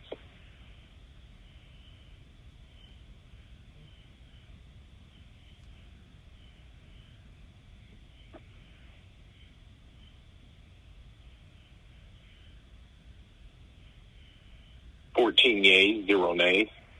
14 yeas, 0 nays. It is filed. Next item. Unless Councilmember Archibald is ready to move with item number 2, that concludes my report. Ms. Archibald, are you ready? No, I understand Ms. Kempson Wright just received the amendment. She's prepping it now, but it's not ready exactly at this moment. Okay. We will go now to City Utilities Committee. The Honorable Madeline Archibald, Chair. Thank you so much. We do not have a report. Thank you. Okay, thank you. We will now go to items for immediate consideration. I understand there is one. By Mr.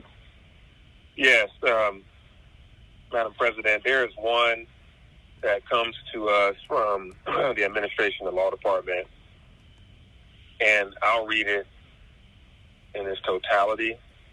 It's kind of long, but it'll be okay. A resolution by Councilmember Andre Dickens, a resolution authorizing the settlement of all claims asserted by the City of Atlanta in the matter of City of Atlanta, Georgia versus Paulding County, Georgia, and Paulding County Airport Authority, and intervener Silver Comet Terminal Partners, LLC, civil action number 17 CV 001624, pending in the Superior Court of Paulding County, Georgia, and to sell certain property to Paulding County as a condition of settlement and for other purposes. Whereas the City of Atlanta filed a lawsuit against Paulding County and Paulding County Airport Authority as a result of an ongoing dispute related to the commercialization of Paulding Northwest Atlanta Airport, pursuant to an application filed by Paulding County and the Paulding County Aviation Airport Authority and the Federal Aviation Administration airport certification. And whereas the city, the county, and PCAA have reached agreement on terms to resolve the lawsuit, and whereas in consideration for the city dismissing the lawsuit without prejudice, the county and PCAA agree that each and both of them will not pursue any efforts aimed at providing scheduled or unscheduled passenger operations requiring Federal Aviation Administration certification under the 14 CFR Part 139 or its equivalent airport certification at PUJ for 25 years. And whereas in further consideration for the county and PCAA's agreement to the use restriction, the city agrees to, 1, cause the dismissal of the lawsuit without prejudice, and 2, to take all lawful steps within 90 days of the settlement to sell to the county and or PCAA that certain tract of approximately 2 acres of land as shown on Exhibit C of the settlement memorandum attached hereto, located off the western end of the runway at PUJ at the fair market appraised value of such tract. And whereas the city attorney has done an extensive review of the facts and the law has determined that the proposed terms of the settlement are in the best interest of the city and recommends that the Atlanta City Council approve the same. The Council of the City of Atlanta, Georgia, hereby resolves as follows. Section 1, the city attorney is hereby authorized to negotiate, settle, and execute all settlement documents in the matter of City of Atlanta, Georgia versus Paulding County, Georgia, and Paulding County Airport Authority and intervener Silver Comet Terminal Partners, LLC, civil action number listed, number 17-CV-001624, pending in the Superior Court of Paulding County, Georgia, in consideration of Paulding County and PCAA's agreement to the use restriction. Section 2, in consideration of the settlement authorized hereby, the Atlanta City Council authorizes the dismissal and the city to take all lawful steps to execute the land sale within 90 days of the settlement. And that concludes the reading of this paper. Madam President, I do want to make sure that we have the law department chime in on this so that all council members and the public understands what this paper is about. Sure. Law department, proceed, please.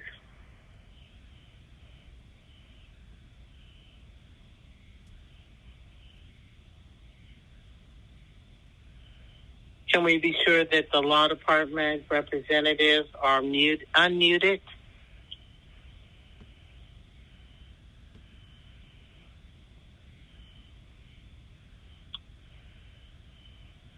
Okay, let's hold for a minute while we, Mr.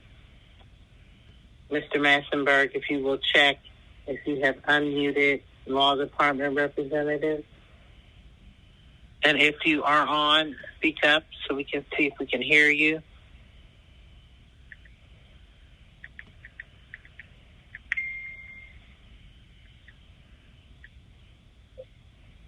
So,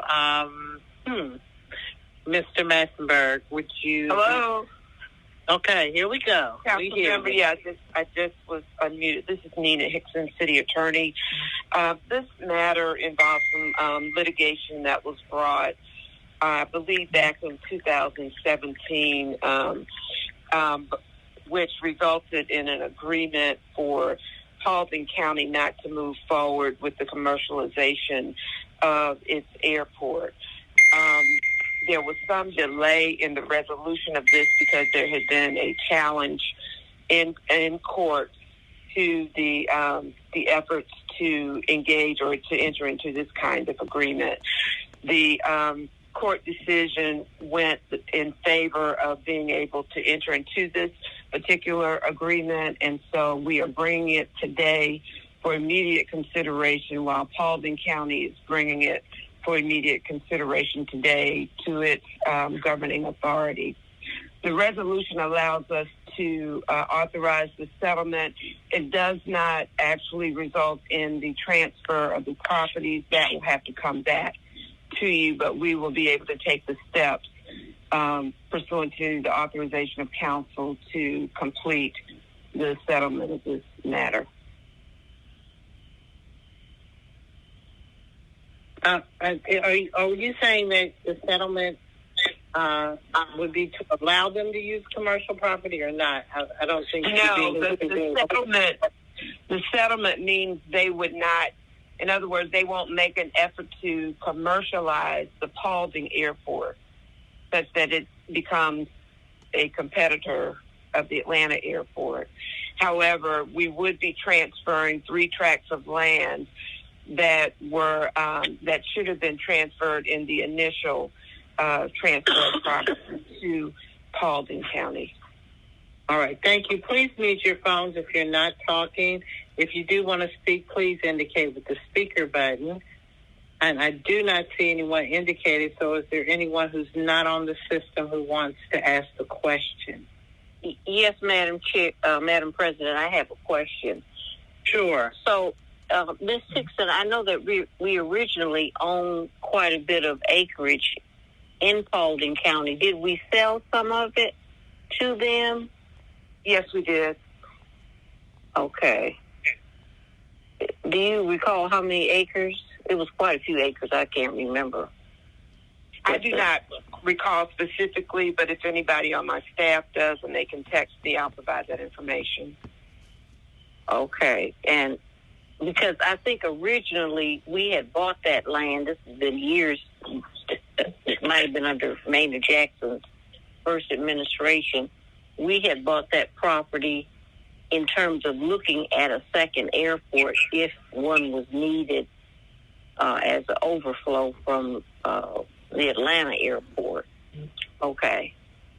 So would they now then have most of that land that we once owned?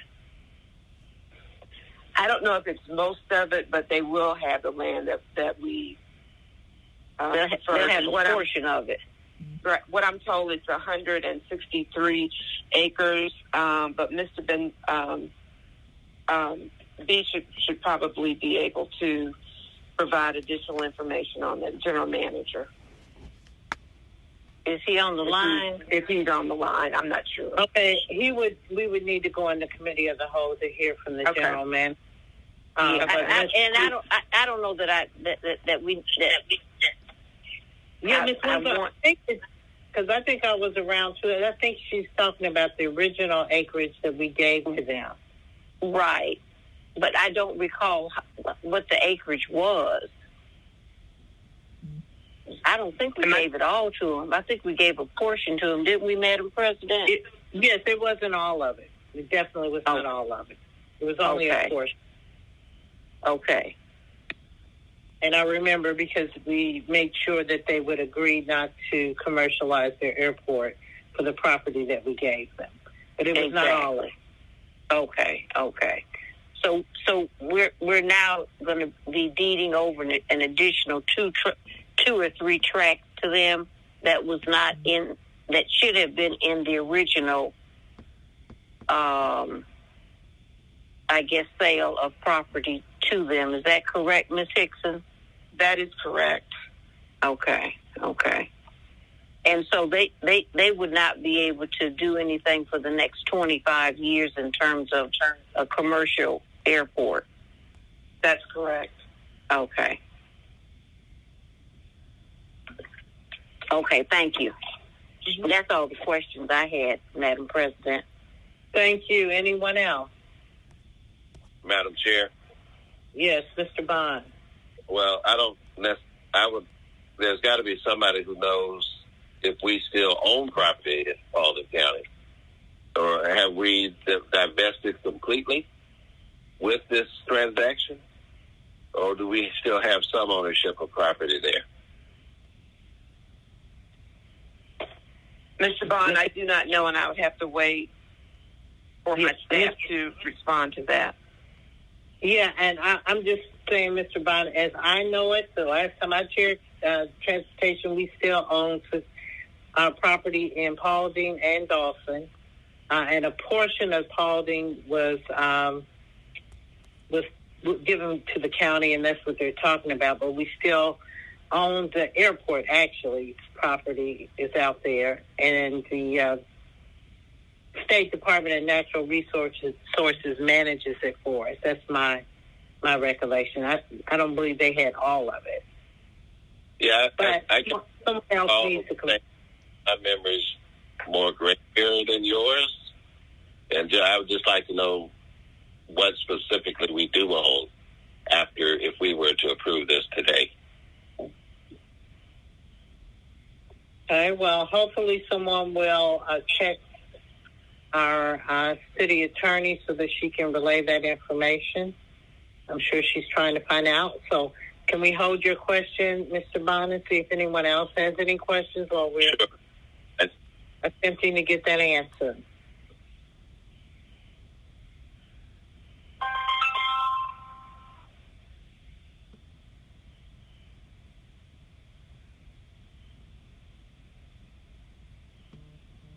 No other questions while we're waiting? Was there, while we're waiting, was there a seconder to Mr. Did you make a motion? No, I didn't. I make a motion. Okay, right. So I will make a motion to adopt, but I am... Hold on one second. Is there anyone to second that motion? I'll second. And Mr. Bond is seconding the motion. Mr.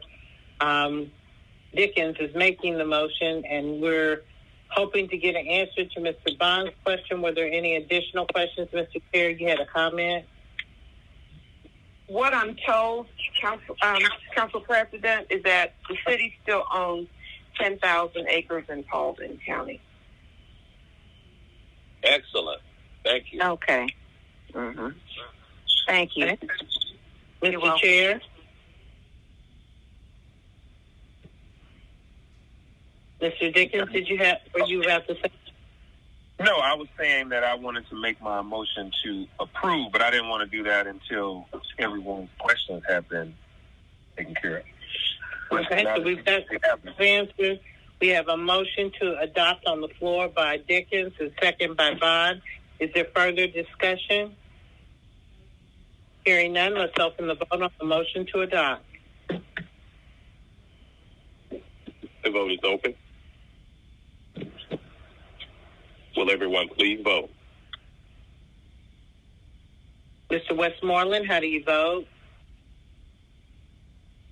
In favor. Mr. Brown?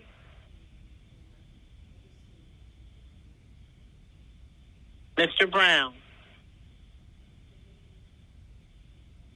Ms. Winslow? Ms. Winslow? In favor. All votes are cast in the affirmative. No vote for Mr. Brown. Not a no vote, but Mr. Brown did not respond. Duly noted. The vote is now closed. Populating votes. 13 yeas, 0 nays. 13 yeas, 0 nays. It is adopted.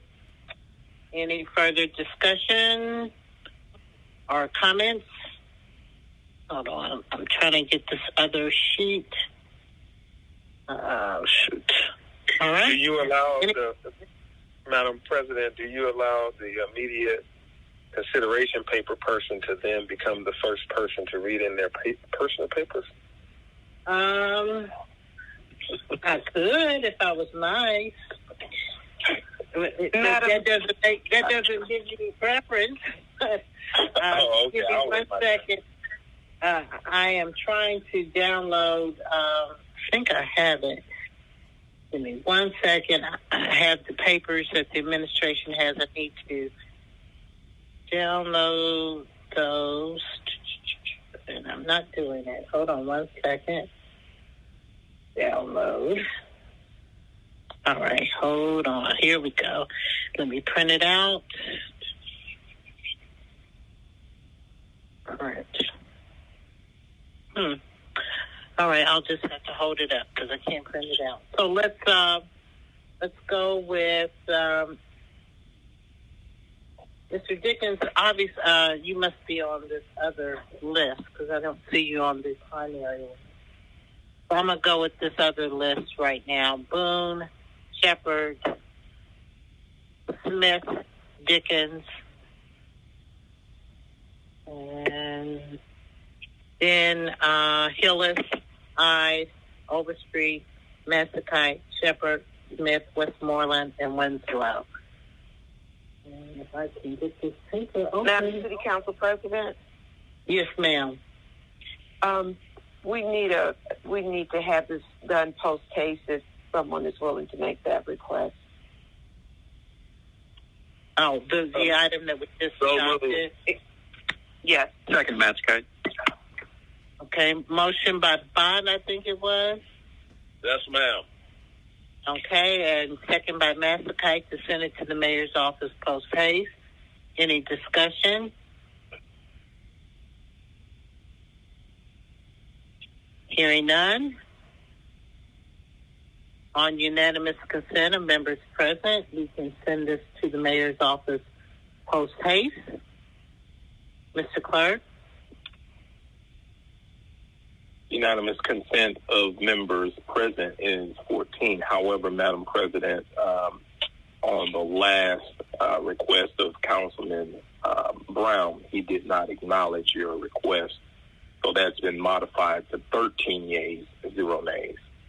Mr. Brown, are you present? Yea, 0 nays. Is sent it to the mayor's office post haste. Okay. And I am printing out one sheet because I know many of you have gone from the administration paper sheet. And the first person I called on, I believe, was Ms. Smith. Okay. I have several. The first one is, I'll go to the... And I would have asked everyone if you could please, because I have to find them on these sheets. And so if you could read out the ELMS number first before you begin, it gives me time to find it while you're talking. Thank you. ELMS number 26989.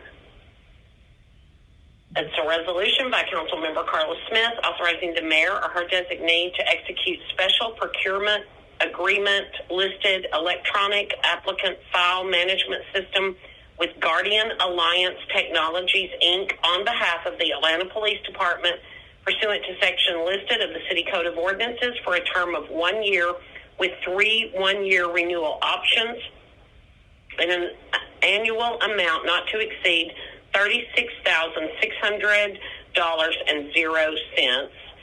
All contracted work shall be charged to and paid from fund department, organization, and account number listed and for other purposes. 26989 to Public Safety Legal Administration Committee. Thank you. ELMS number 26987. A resolution by Councilmember Carla Smith calling for the imposition by the Fulton County Commission of a transportation special purpose local option sales tax use tax T-SPLOST,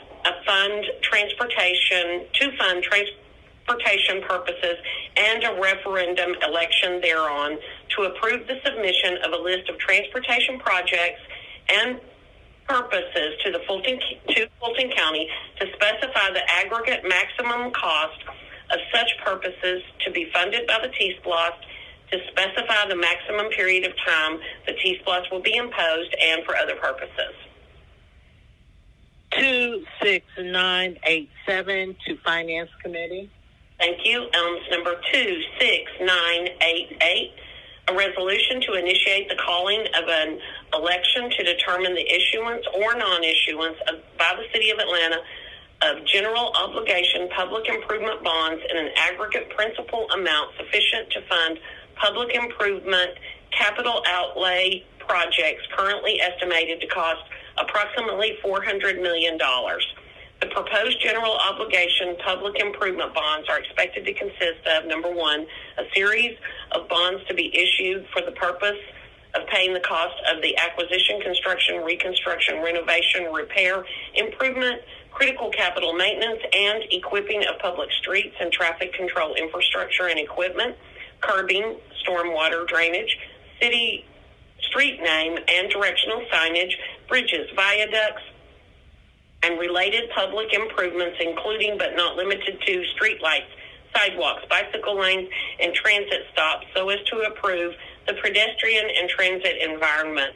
The cost of compliance with the Americans with Disabilities Act of 1990 for such improvement and for other cost incident thereto, and number two, a series of bonds to be issued for the purpose of paying the costs of the acquisition, construction, reconstruction, renovation, repair, improvement, critical capital maintenance, and equipping of municipal facilities, including buildings, recreation centers, and other facilities, and related public improvements, and the cost of compliance with the Americans with Disabilities Act of 1990 for such facilities and improvements and other cost incident thereto, to direct the appropriate officers and staff of the Department of Finance to determine the dates and the maximum rate of interest in the bonds, if issued, shall bear, to provide for the maturities of the bonds and for other perimeters, and to direct the appropriate officers and staff of the Law Department to prepare a supplement to this resolution, which supplement shall constitute the election call resolution to include such parameters, and also provide for the levy and collection of an annual tax for paying the principal and interest of the bonds, if approved by the voters, to provide that any or all of such bonds may be made subject to redemption prior to maturity, to provide that the bonds, if approved by the voters, may be issued, sold, and delivered at one time or in separate series from time to time, and for other purposes.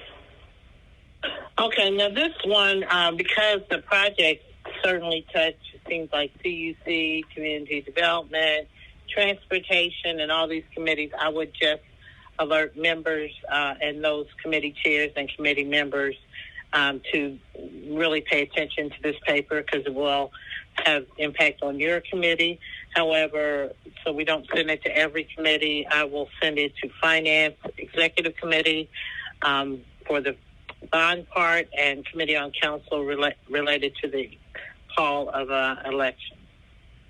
Okay, thank you. Elms number ID 27003, a resolution by Councilmember Carla Smith, a resolution amending Resolution 21-R-3297, adopted by the Atlanta City Council on May the 3rd, 2021, and approved per city charter section 2-403 on May 12th, 2021, which authorized the Atlanta Fulton County Recreation Authority on behalf of the Stadium Neighborhoods Community Trust Fund Committee to award grants in a total amount not to exceed $1,709,995.28 to fund various community service projects to benefit the Atlanta neighborhoods of Mechanicsville, Peopletown, Pittsburgh, Summerhill, and a portion of Grant Park, and for other purposes.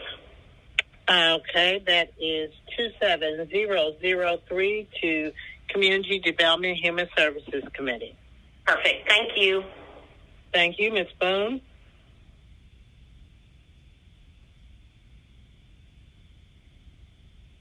Ms. Boone.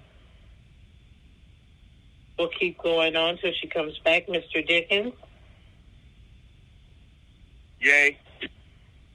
Yay, boom. Okay, well, we're not voting. I'm asking you for your papers. Okay. Your personal papers to be referred? Yeah, could you come back to me? Okay, Mr. Dickens, are you ready? Mr. Dickens? Yes, I am ready. Elms number 27004, a resolution authorizing the establishment of a commission on fatherhood, men and boys, for the purpose of providing an organized and a collaborative structure for the discussion and the development of policy recommendations regarding issues specifically facing fathers, men, and boys within the city of Atlanta and for other purposes. 27004 to Committee on Council. Thank you. Okay. We will now move on to Ms. Shepherd. Thank you, Madam President. I have 5. AMS number 27002, a resolution by Council Member George Shepherd and Andre Dickens requesting the City Attorney and the Commissioners of the Atlanta Department of Transportation and the Department of Enterprise Asset Management to provide a report to the Atlanta City Council on the abandonment and conveyance of previously abandoned alleys in the City of Atlanta and for other purposes. 27002, the Transportation Committee. Thank you. AMS number 26990, an ordinance by Councilmember George Shepherd authorizing the mayor or her designee on behalf of the Department of Finance Office of Enterprise Risk Management to execute Amendment number 2 to the Cooperative Purchasing Agreement with Licks Incorporated as designated as CPS-S12000361 Driver Risk Management System pursuant to Section 2-1602, utilizing the Government Services Administration Contract Number GS-35-35F-0623F, extended terms on a month-to-month basis from October 7th, 2021 through June 6th, 2022, and to provide additional funding in the amount of $77,529.60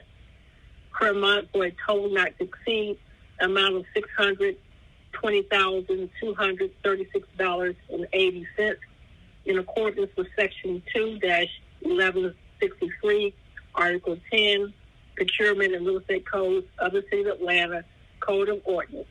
All contracted work shall be charged to and paid from accounts and numbers listed herein and for other purposes. 26990, the Finance Executive Committee.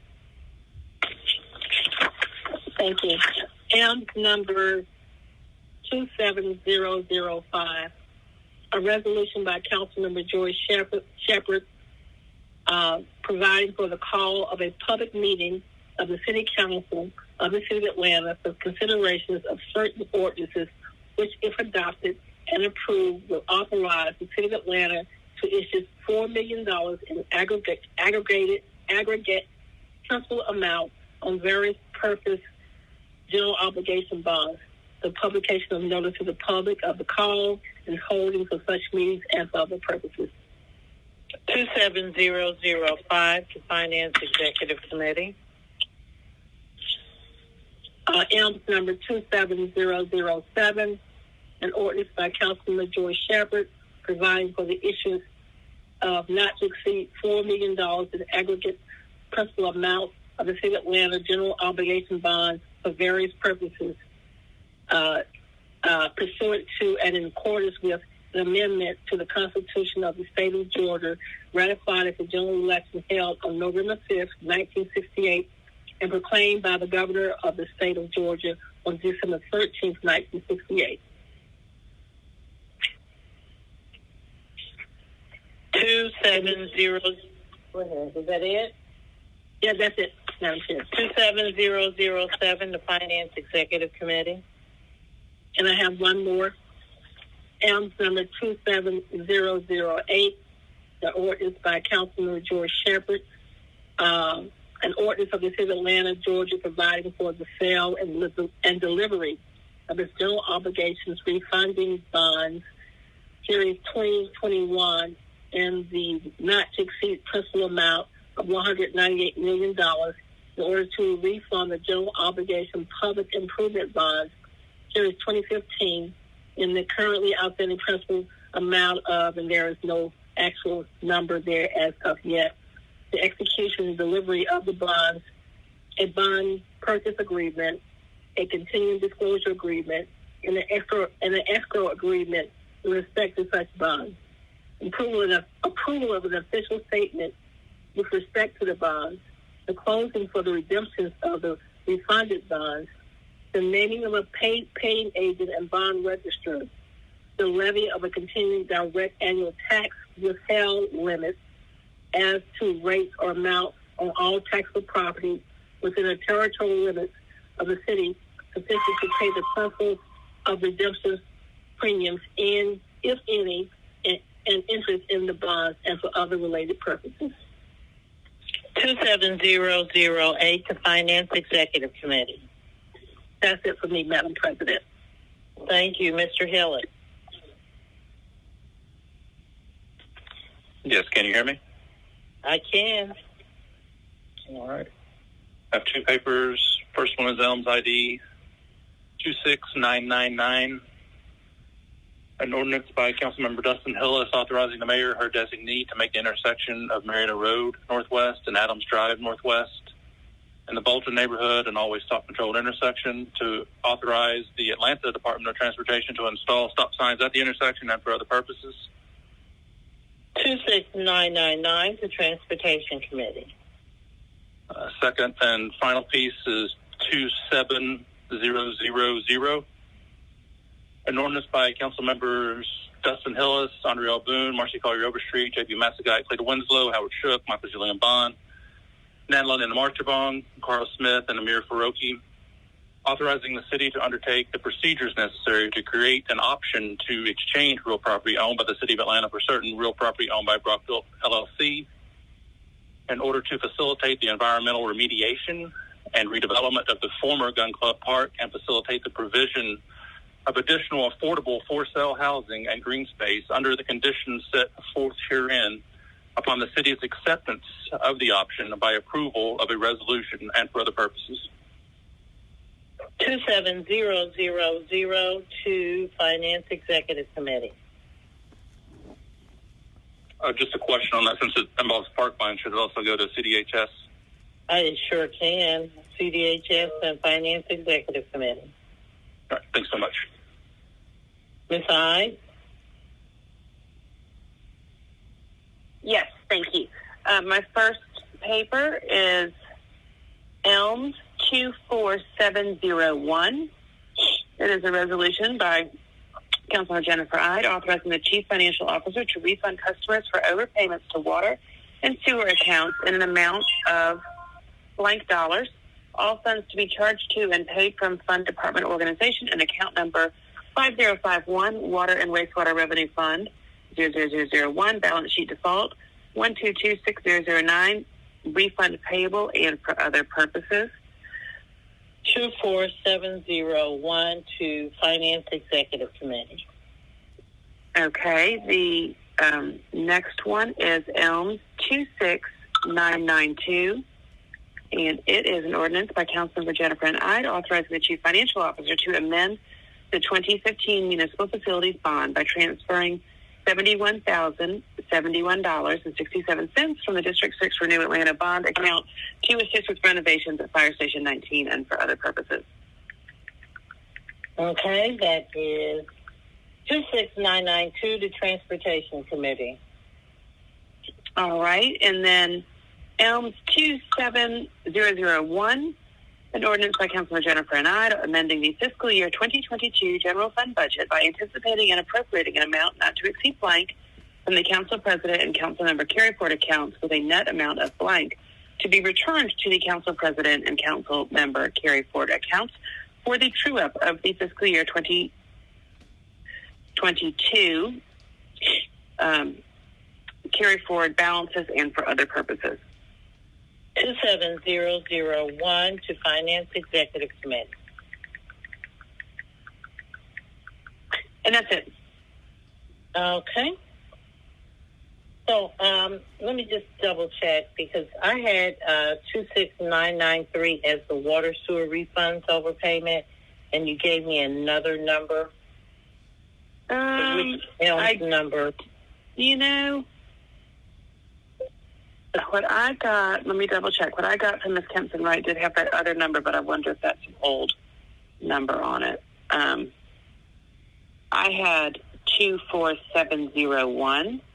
Okay, so for purposes of staff, it's either 24701 or 26993. Okay? Thank you, Ms. Hyde. I've been being told that 26993 should be what it says. Yeah, okay. That's what I thought. Thank you. Thank you. Ms. Overstreet. Thank you, Madam President. I have one. It's an ordinance by Councilmember Marcy Collier Overstreet, an ordinance authorizing a donation in the amount not to exceed $2,500 and 0 cents to the Mary Parker Foundation, Incorporated, from the District 11 Carry Forward account and for other purposes. And this is ELMS number 26996. 26996 to Finance Executive Committee. Thank you. Thank you. Mr. Masakai. Thank you, Madam President. Mine is ELMS 26991, an ordinance by Councilmember J.P. Matsakite authorizing a donation in the amount not to exceed $5,000 from the Council District 8 Carry Forward account to Park Pride on behalf of the Friends of Spring Lake Parks to support their playground improvement projects and for other purposes. 26991 to Finance Executive Committee. Thank you. Thank you. Mr. Westmoreland. Yes, ma'am.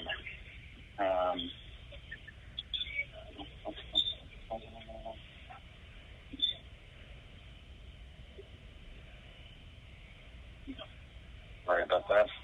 I'm trying to find that.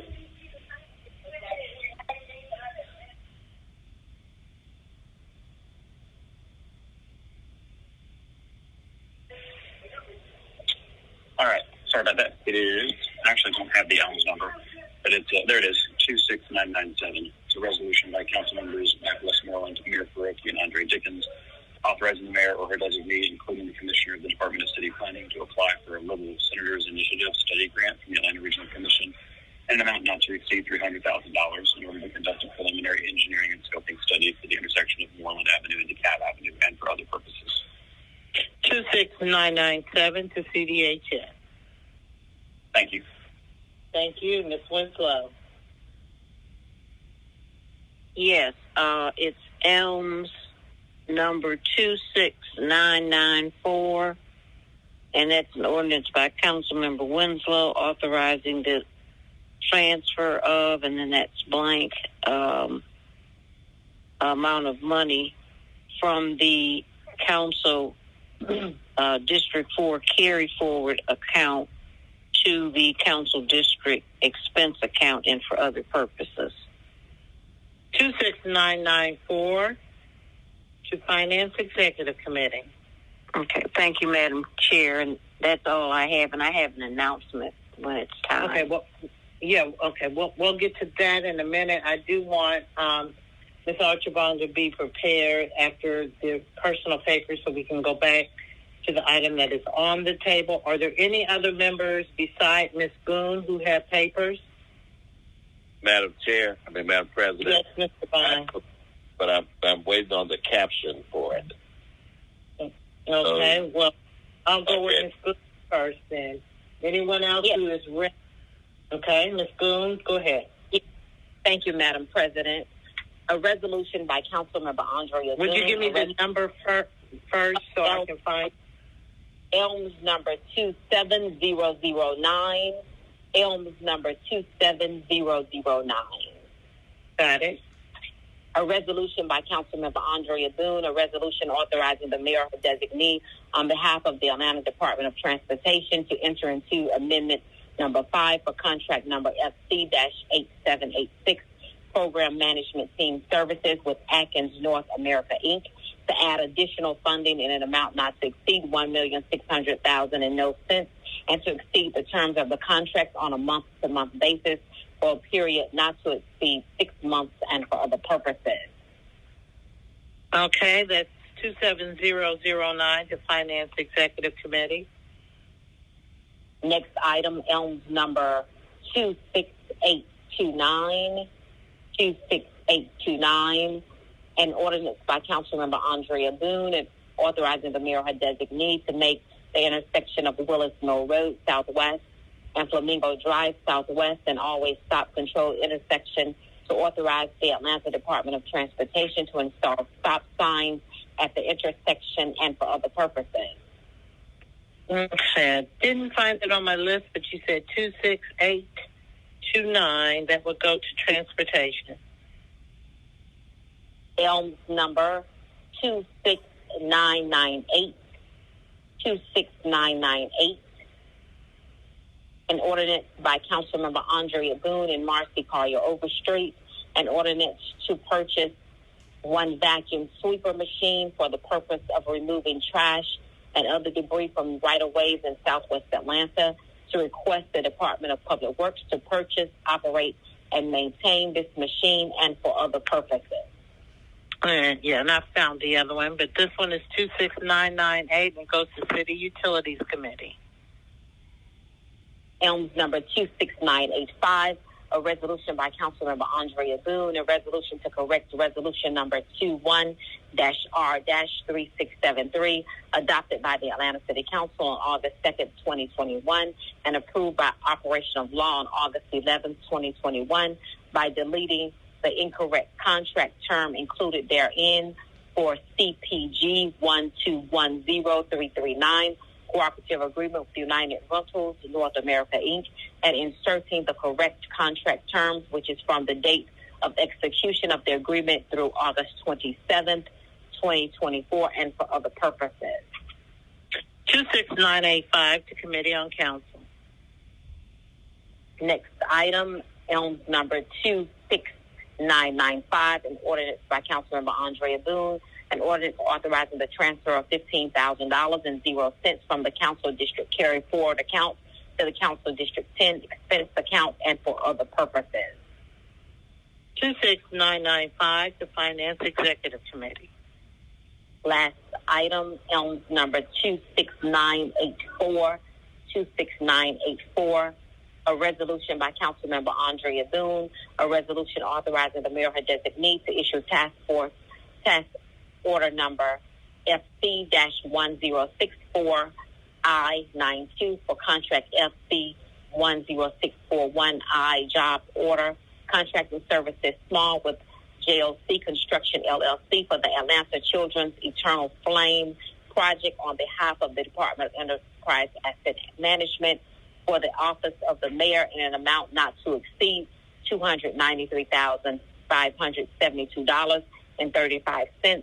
All work to be charged to and paid from accounts solicited and for other purposes. 26984 to Finance Executive Committee. Thank you, Madam President. Thank you, Mr. Bond. Thank you, Madam President. It is ELMS number 27010, and the caption reads, there we go. An ordinance by Michael Julian Bond to amend Article X, Procurement and Real Estate Code, Division 12, Equal Business Opportunity, Section 2-1446, and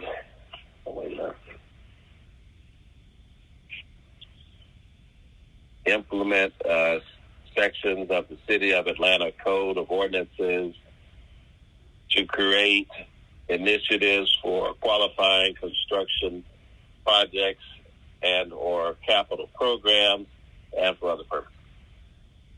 So that is 27010 to Finance Executive Committee. Thank you, Madam President. Oh, thank you. Any other papers to be referred? All right, thank you. Ms. Archibald, are you ready with your amendment? And I would ask Ms. I if she is ready to bring us a motion to take it off the table. I'm ready. Okay, would you so move? I do so move that we remove it from the table. That's a motion by Archibald. Is there a second? Second. Second by Bond to remove. And I need the item number again.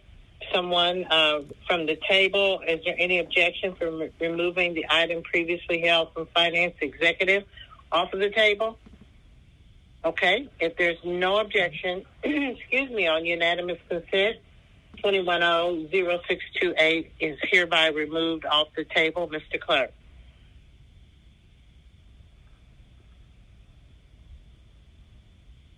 Unanimous consent is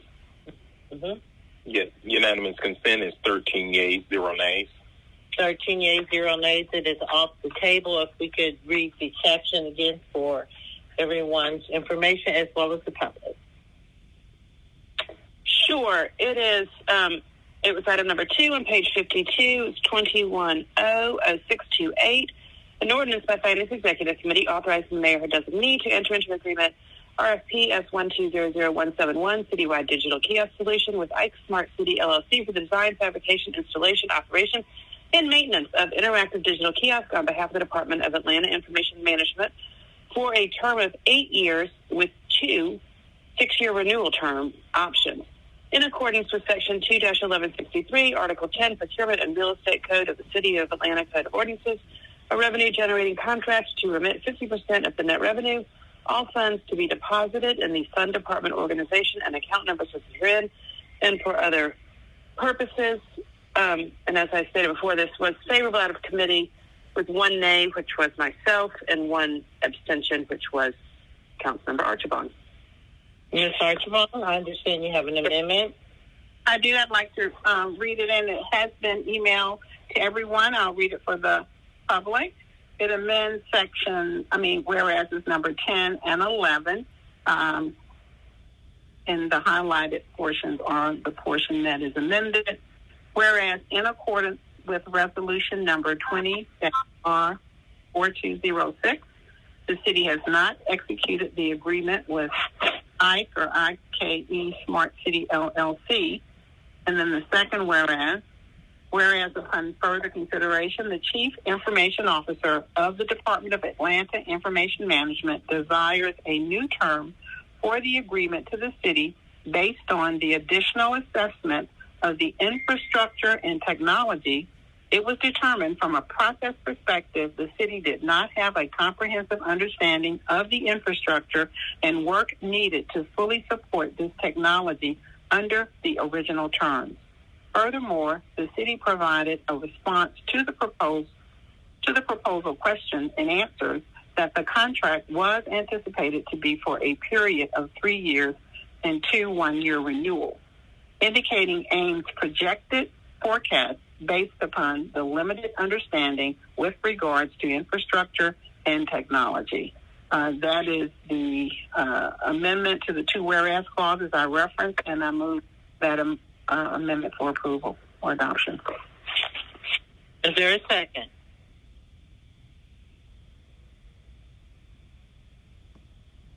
Second, Winslow. Second by Winslow. Motion by Archibald. Any discussion?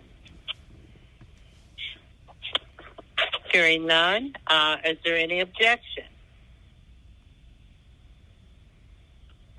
Hearing none, on unanimous consent of members present, we will hereby amend I'm it. sorry, Council President. Okay. I'm a no on that, Councilmember I. Okay. So let's open the vote on the amendment.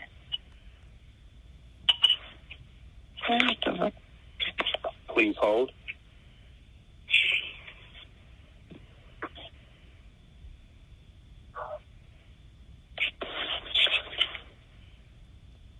And please mute your phones if you're not speaking. The vote is open.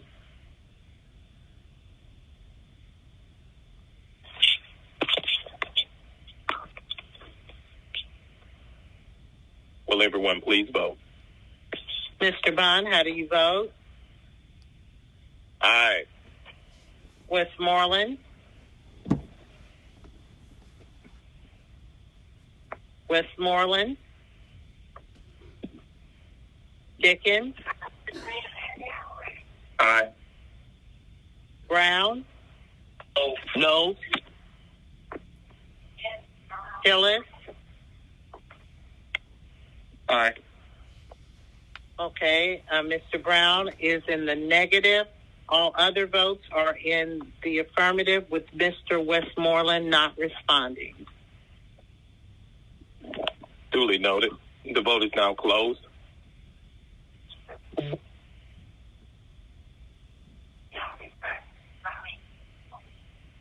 Please. Populating vote.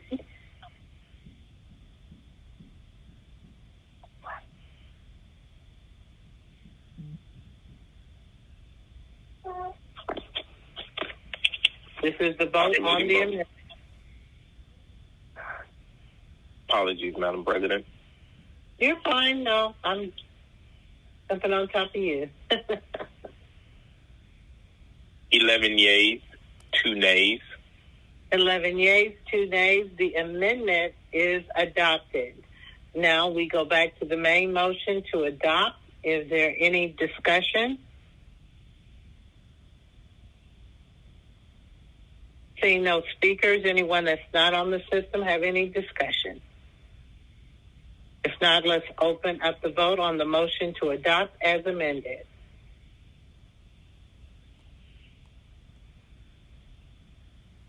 The vote is open. Will everyone please vote? Mr. Bond, how do you vote?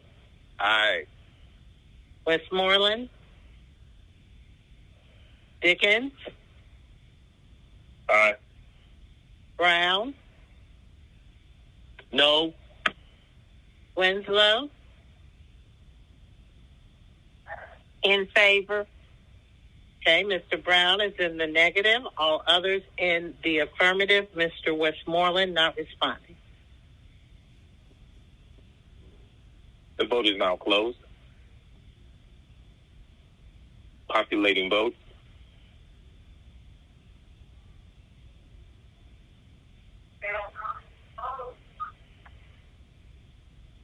Populating vote.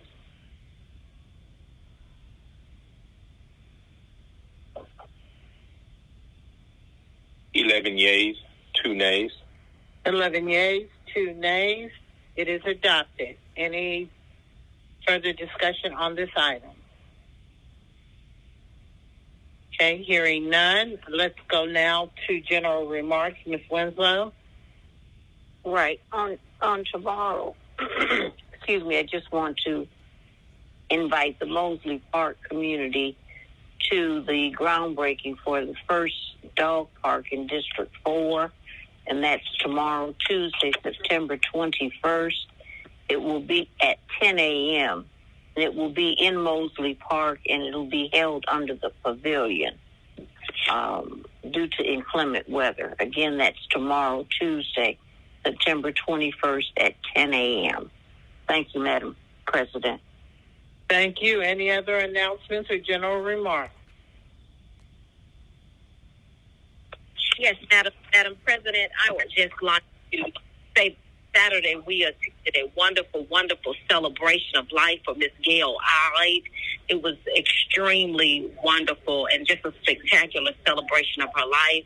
And on behalf of the entire city, just wanting to express our deepest sympathy to Jennifer and her siblings and her father and the grandchildren. It was a wonderful, wonderful celebration. You have our deepest prayers on the loss of your mother. Thank you. Anyone else?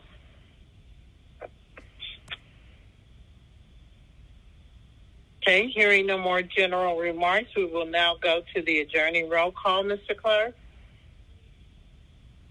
Today Today's meeting was held in accordance with OCGA 50-14-1 in regards to open meetings. The adjourning roll call, Council President Moore. Present. Council Members Bond. Aye. Westmoreland. Here. Dickens. Here. Smith. Here. Hiroki. Brown. Present. Winslow. Present. Archibald. Here. Aye. Here. Shook. Aye. Nansakai. Here. Hillis. Here. Boone. Present. Overstreet. Present. Shepherd. Present. Thank you. All right. Thank you. I'll entertain a motion to adjourn. So moved. Second, Smith. Second by Smith, motion by Bond to adjourn. If there's no objection, we are hereby adjourned. Thank you all and have a safe evening.